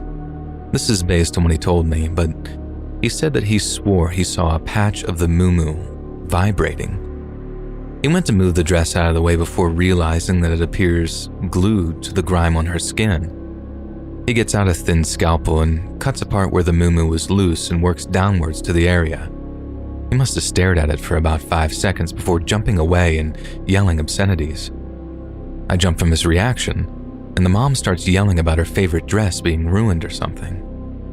I raced over to see what was wrong, and lo and behold, this woman has a small quarter-size hole in her stomach, and it's full of insects. I would say that they were probably maggots, but honestly there was so much movement going on from them squiggling around and all the blood that I can't exactly tell you what specimen was inside her. But there it was. The tickling she was feeling was because she had a small section of what I'll just describe as maggots eating away at her. And the reason she hadn't felt them living inside her the entire time was because they were merely digesting her diabetic dead fat cells. The reason she now started feeling them? The maggots had finally punctured through to her system and had just begun eating away at her red, fleshy portions. If she had waited any longer, they would have eventually led to her intestines. By this point, I'm absolutely hyperventilating, and Terry came running in with another EMT, Howard, and told him to just get out. I walked out and saw Ronnie sitting on the curb outside, combing his fingers through his hair and silently sobbing. I could hear myself. What was that? But I think I was honestly in shock. The situation eventually dawned on me and I began dry heaving into the streets. More medics showed up. The woman was taken to the hospital and supposedly struggled to recover because she wouldn't clean her surgical wounds. I believe the EMTs fought to have CPS called for the kids, so I can only hope something comes from that. No one deserves to have that sort of livelihood.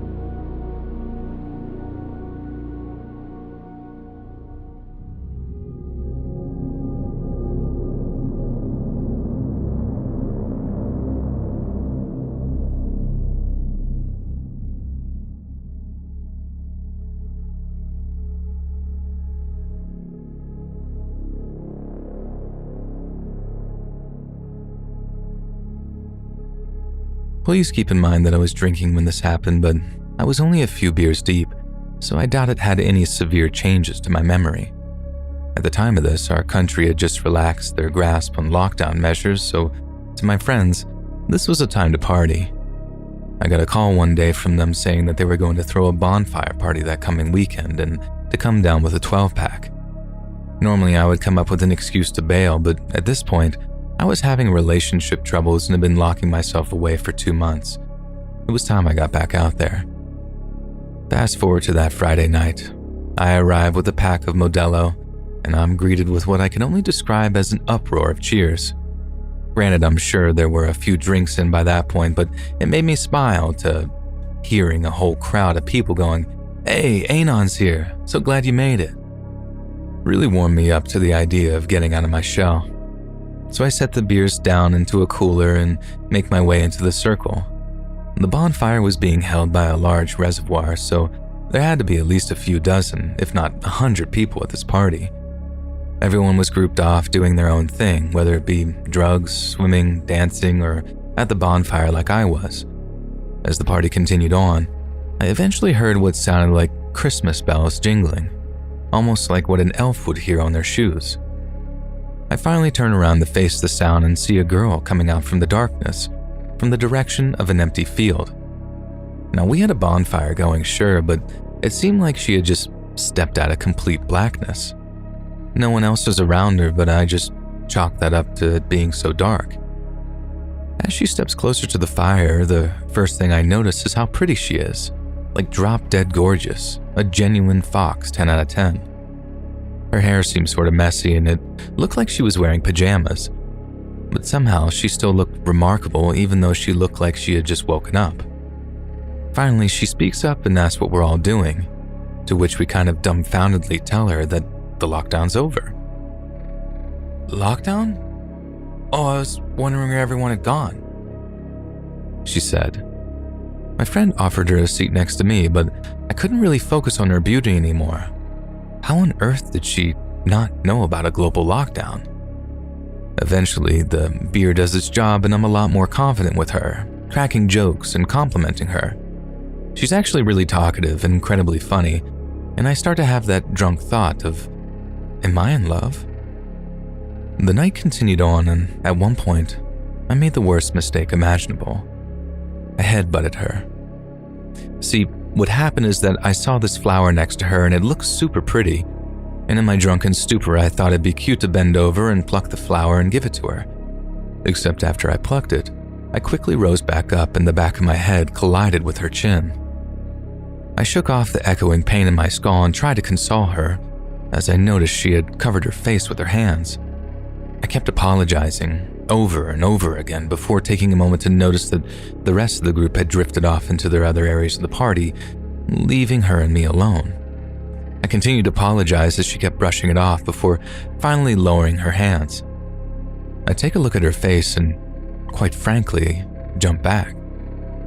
Her face had this pale exterior to it, almost like a porcelain doll, and I mean, honest to God, it actually did look like porcelain. Had a red blemish on her one cheek, similar to a court jester doll, and had very bright red lipstick. Her face had become bloated, although a part of me keeps saying it was because of the swelling, but it looked like only her cheeks had ballooned up. But the worst part was her eyes. What stared back at me were what appeared to be two black holes, almost hollow. I was terrified, and I was not hiding it whatsoever. She noticed my expression, quickly apologized and put her hands back up to her face, but it looked like she wasn't covering her face but rather trying to push it back into place, like it was a mask. She was this stunning beauty one minute, then some sort of doll-like creature the next. Finally, she lowers her hands and it's her face again, built with a smile. She acts like this didn't just happen and continues trying to have the conversation, but I just sat there, completely dazed and confused. After a few minutes, she gets up and tells everyone that she's leaving, and that's when I realized that only I had seen this occur. Only I had seen her literally remove and fix her face. A couple people asked if she needed a ride home, but she declined and walked away. After noticing her walking into the field, someone suggested that we should go after her to ensure that she gets home safe, but I outright refuse. Two guys jog after her, but return after a few minutes saying she was nowhere to be found. I eventually sober up and go home, telling everyone I wasn't feeling too well, which I guess wasn't a lie. I was still completely shell-shocked from that experience. The next day I wake up and meet up with a few friends from the party for coffee, and we get to the discussion of the girl. Except that some of the friends had brought girls from the party, so when some of the guys were like, "Yeah man, she was really hot," the girls all stopped and looked puzzled. What hot girl? The one girl said. The field girl, the one who just kind of showed up out of nowhere. Another guy tried to explain. Again, the girls looked at each other, puzzled, before saying that they saw a man come out of the fields. Same description and everything. Messy hair, pajamas, but absolutely drop-dead stunning. He had called himself Marigold and was the hottest guy they'd ever seen. However, among the confusion of everything, I was still the only one who saw what really laid behind Marigold's face. I was the only one who had seen that porcelain-esque face.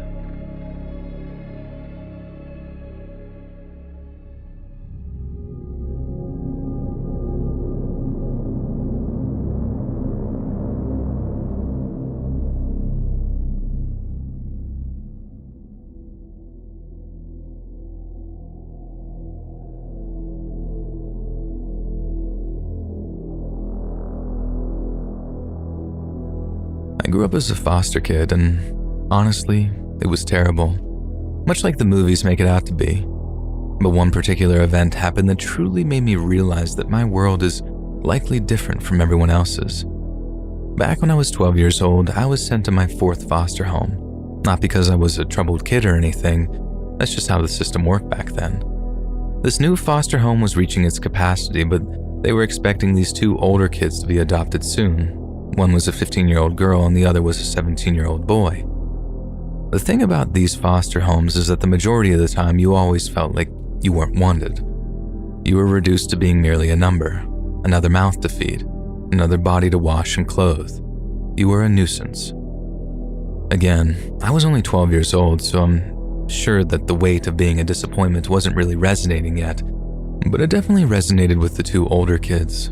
It didn't help that the woman running the fostered home, who we were expected to call Mom, was a raging alcoholic, a loose cannon, always manipulating kids into doing what she wanted and always hitting those who didn't.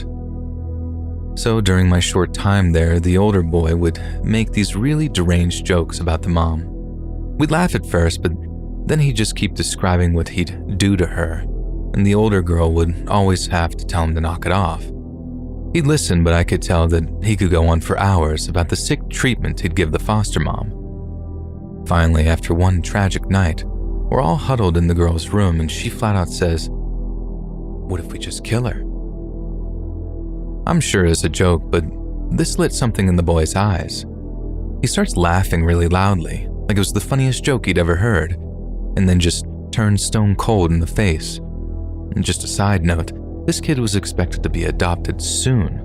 Over everyone else, this kid was being chosen. Anyway, we all got tired, the girl kicked us out, and we went to our separate bedrooms to sleep. I think it was about 5 a.m. when I heard the screaming.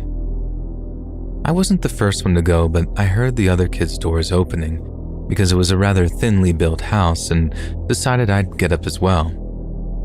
We had awoken to strange sounds before. Like one morning, the foster mother had brought in a guest from a bar. I'll let you connect those dots. But to hear blood-curdling screaming, that was definitely a first.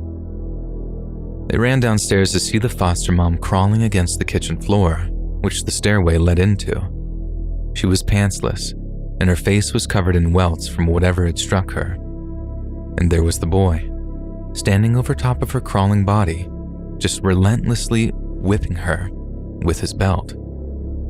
I remember looking at her feet and seeing that they were bent in such an inhumane angle, meaning that he must have broken her ankles and probably wrists so that she couldn't get away. She's just screaming for help as he whips her lower back, which looked to be soaked in red. And unfortunately, we all just stood there, watching these 2 people. I didn't have sympathy for the foster mom. I really didn't.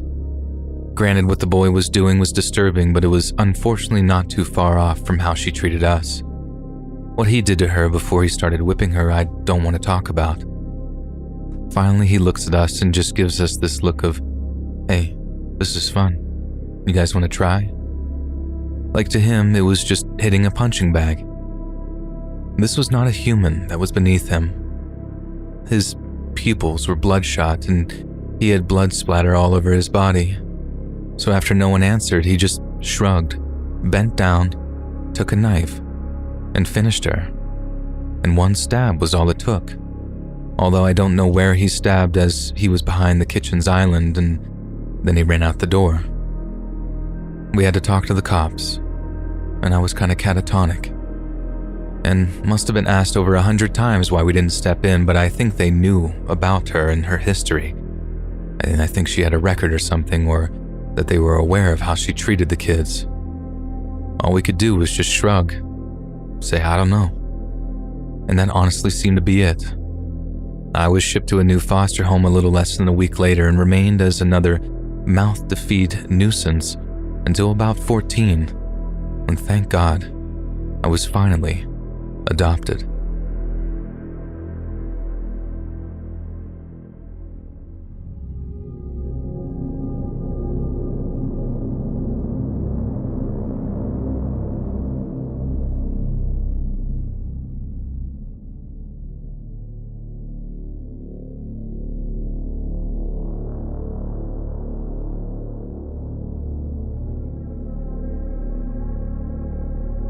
I was about 8 years old at the time of this event. My sister and I were, to be blunt about it, trailer trash kids. I'm the one saying it, by the way. We lived in a trailer park where the majority of the trailers had their wheels removed and were resting on cinder blocks. There wasn't really much to do nor see around the park, as it was just surrounded with empty fields and a small yellow wooden fence. And although the park was relatively large, very few people lived here and even fewer were social. So with that being said, and remember, we were trailer kids, we used to think this empty park was just some type of playground. We would break into the abandoned trailers and raid through the stuff that was left behind, or just to simply graffiti stuff. I'm not saying this was something to be proud of, but there was a strong sense of utmost freedom that came with breaking into the trailers. After a while, we had broken into the majority of the trailers, all but 2 or 3 of them. There was this one trailer that seemed to be left in pristine condition right outside the woods. Normally this meant that someone was arrested abruptly, but I don't know the actual story of why they left. But it was vacant for about 2 months before we decided to make our move. We chose a day where we knew that most of the park would be empty and struck midday. I prop open the window and fit my little fat self through and proceed in to unlock the door for my sister. She was a few years older than me, so I still had the advantage of being small enough to fit into cramped areas like a trailer window. I unlock the door for her and it's game time. We do our usual scoping around the place, just figuring out what type of life the person had lived, what books they read. Would you be surprised if I told you that the majority of them only had adult magazines? And sometimes we check for food in the cupboards and shelves. As I inspect the living room, my sister wanders off to the opposite side of the trailer towards the bedroom, and within minutes, I hear what I can only describe as ear-piercing screams. She began yelling for me, her voice trembling, and I could tell that she was fighting back tears. I sprinted over towards the bedroom, and as I walked through the door, I'm met with just a spray of gore. Blood had been smeared against the walls, the floor, on windows, and over the majority of the furniture. It wasn't just like a spritz of blood either. It was an abnormal amount, with chunks of flesh and guts strewn around. On top of the mattress, in the middle of the room, lay a massive dead stag with a huge cavity in its abdomen. Its throat was slit, one of its legs were completely snapped off, and it looked to be that one of the antlers had tried to be cut off, but whoever did this gave up. And the worst part was that it was fresh. Not only was this place only vacant for about 2 months, but the smell of this dead stag hadn't even resonated in the trailer yet. You could smell the blood and the dead deer, sure, but this thing was massive. If it wasn't fresh, then you would have easily been able to smell this just by walking by the trailer. After a few seconds, my sister shoved me out of the way and booked it out of there. I don't know why, but that memory always stuck with me. She didn't push me out of the door, no, she shoved me into the room so she could get out. I always thought she was super defensive over me, but this experience made me realize that human instinct really is oftentimes just for survival. Because what if someone was in there? What if whoever had done this to the deer was still in the room waiting to strike? I eventually followed after her and raced home, but we never talked to anyone about it since. That neighborhood was so nice for a trailer park, but I'll never think of it in the same light anymore. It's no longer my childhood playground, but instead, it's a home to some deranged lunatic who brutally massacred a deer, and they only lived a few feet away from everyone else.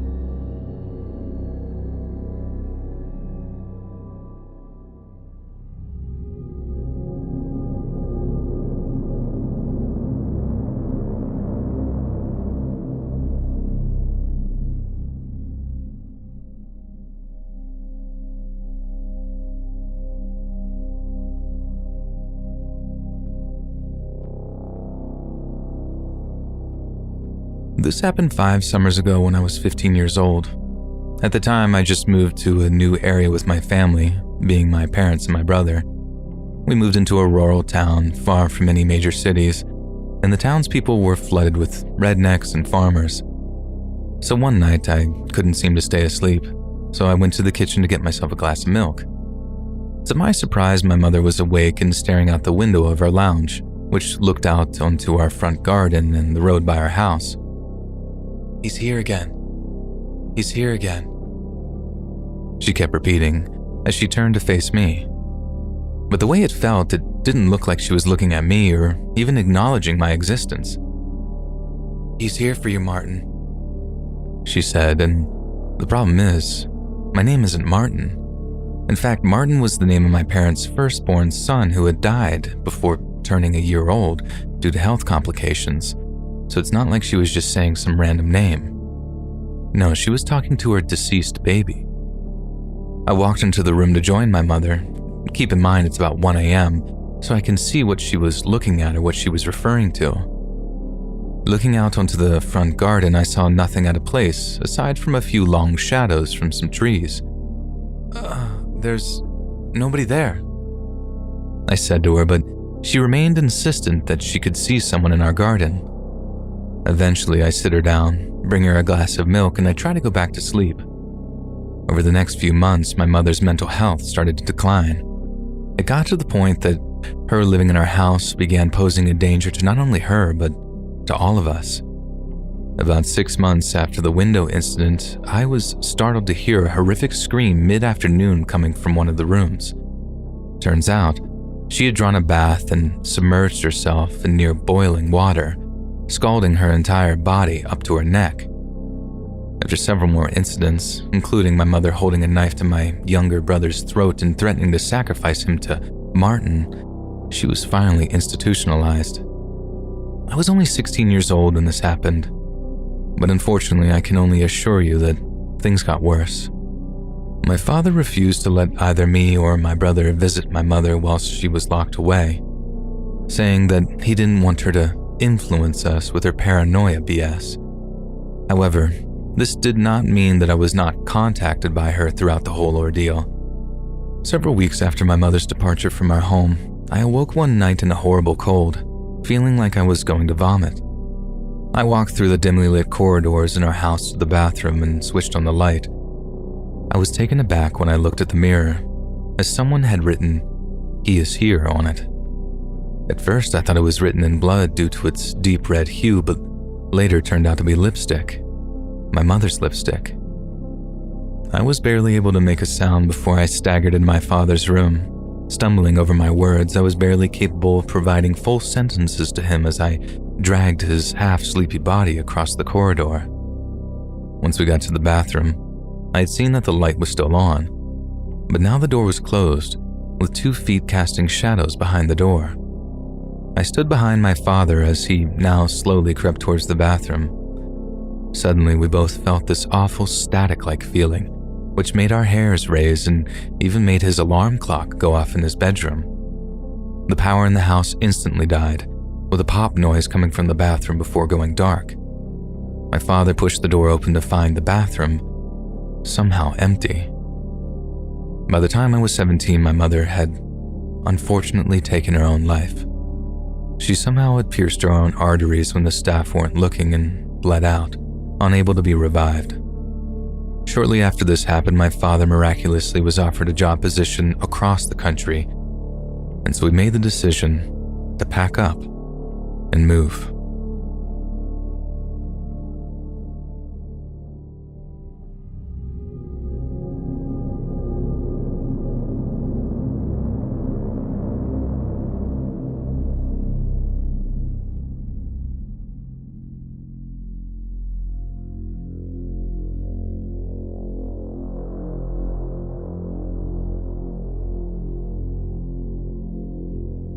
I was using a shortcut to drive from 29 Palms, California to Albuquerque, New Mexico. For those who don't know, 29 Palms is located in the desolate high desert east of LA. The shortcut seemed to be only full of empty deserts as it traveled into Amboy, California. Amboy is a nearly abandoned town far below sea level, similar to Death Valley. In the land lies a dormant volcano with a lava field on one side and a salt flat on the other.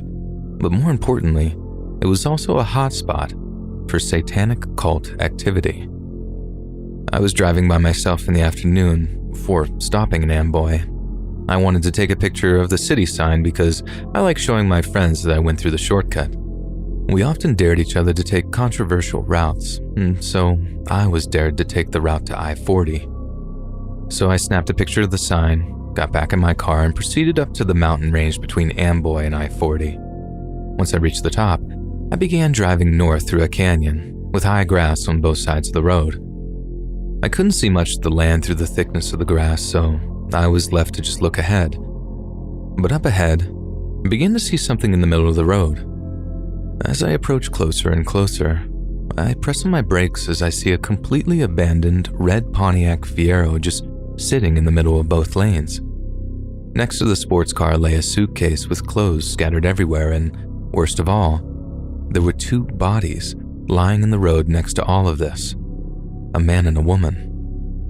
I stopped some ways back, and as I looked at the cluster up ahead, I couldn't help but feel the hair on the back of my neck stand up. Being a Marine, I reached under the seat and pulled out a 9mm pistol and chamber a round. The problem with the scenario up ahead is that it seemed too choreographed, if that makes sense, almost like it was staged. Could this be an ambush? I thought to myself, or am I just being too paranoid? But my neck hairs remained on edge, and I could just tell something was wrong about this. Getting out of my car seemed unthinkable and almost too dangerous. It was like I was looking at a horror movie from a third perspective. I got the rare chance to witness a horror movie before me, and do I approach these people? What if they severely need help? What if they were victims of an ambush? I scanned the horizon and saw an area in which I could drive through. I'd need to pass the guy in the road on the left, swerve to the right of the woman, get behind the Fiero, and I'd be able to proceed down the road. I thought to myself for a second and made up my mind. I dropped it into first gear, punched it, and drove the line that I planned. I passed behind the Fiero without hitting anyone or anything in the road and continued forward a couple hundred feet. Once I cleared, I slowed down and took a moment to breathe and let my heart take a break. I look in my rearview mirror just to see that the bodies that were laying in the road had gotten to their knees, as 20 or so more people emerged from the grass next to the scene. I didn't think twice as I smashed the gas pedal to the floor and didn't let up until I had to slow down for the I-40 on-ramp. I will never know what would have happened to me had I actually gotten out of the car to check the scene, or even if I stopped my car closer to them, but I think it's safe to say it wouldn't have been good. Sometimes real life can be scarier than a movie.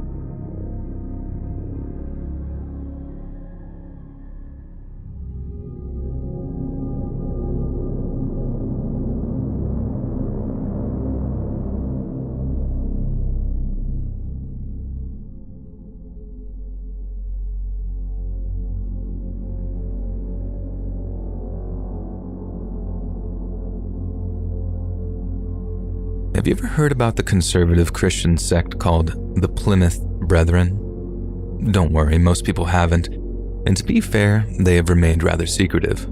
Similar to the Church of Scientology, the Plymouth Brethren have used defamation lawsuits to silence any criticism against themselves. One of their own, John Nelson Darby, also referred to as the father of the exclusive Brethren movement, has been credited with creating a modern rapture doctrine. The Brethren believe in very traditional views when it comes to marriage and courtship. No physical contact is allowed between men and women before marriage, and all dating is to be chaperoned at all times. Divorce is very highly frowned upon in the community. While traditional in beliefs, behind the Plymouth Brethren lies an even darker side. There are multiple murder cases that center around the group's extreme beliefs regarding divorce and the shunning of others. In 1973, Roger Paynes, a British member of the Brethren, was shunned for improperly shunning another member of the sect. His punishment for doing so, doled out by the group's leader, was harsh and required that no member associate with Roger Paynes. This exclusivity was even enforced by his own family. He was banned from eating with them, nor was he allowed to sleep in the same bed as his own wife. In early 1974, Paynes was admitted to a hospital for a prescription drug overdose, but eventually recovered and returned home. We would say it was fortunate that he recovered, except that on the night of March 4th, 1974, Paynes would brutally massacre his entire family with an axe. He climbed the stairs and entered the rooms of his sleeping kids, ages 7, 6, and 4 years old, and murdered them. After doing so, he proceeded to then butcher his wife with that very axe that was used against her own children. All 4 bodies were later found by authorities, with Paynes being the last one to be discovered. He had gone back to the stairwell and hung himself from the banister. This wouldn't be the only brutal axe murder within the Plymouth Brethren movement. In 1983, yet another quadruple homicide had rocked the small city of Bloomington, Illinois. David Hendricks was rumored to be out on a business trip when his 3 young children and wife were all murdered. The initial trial that followed was so chaotic and unprofessional that the case had to be moved from Bloomington to Rockford, Illinois. Despite there being vast debates about the trial, David Hendricks was still convicted for the murders of his family. He would be sentenced to 4 back-to-back life sentences and would only end up serving 7 years. David would get remarried while in prison and in 1991 was granted a new trial. And during this trial, he was acquitted, to which he quickly moved out of state and went to Florida, where he divorced and remarried 2 additional times. After being absolved, no one else in the city of Bloomington was ever prosecuted, and the local police considered the case closed. David's old family lay in graves, with their murderer still running free, whether it was David or not.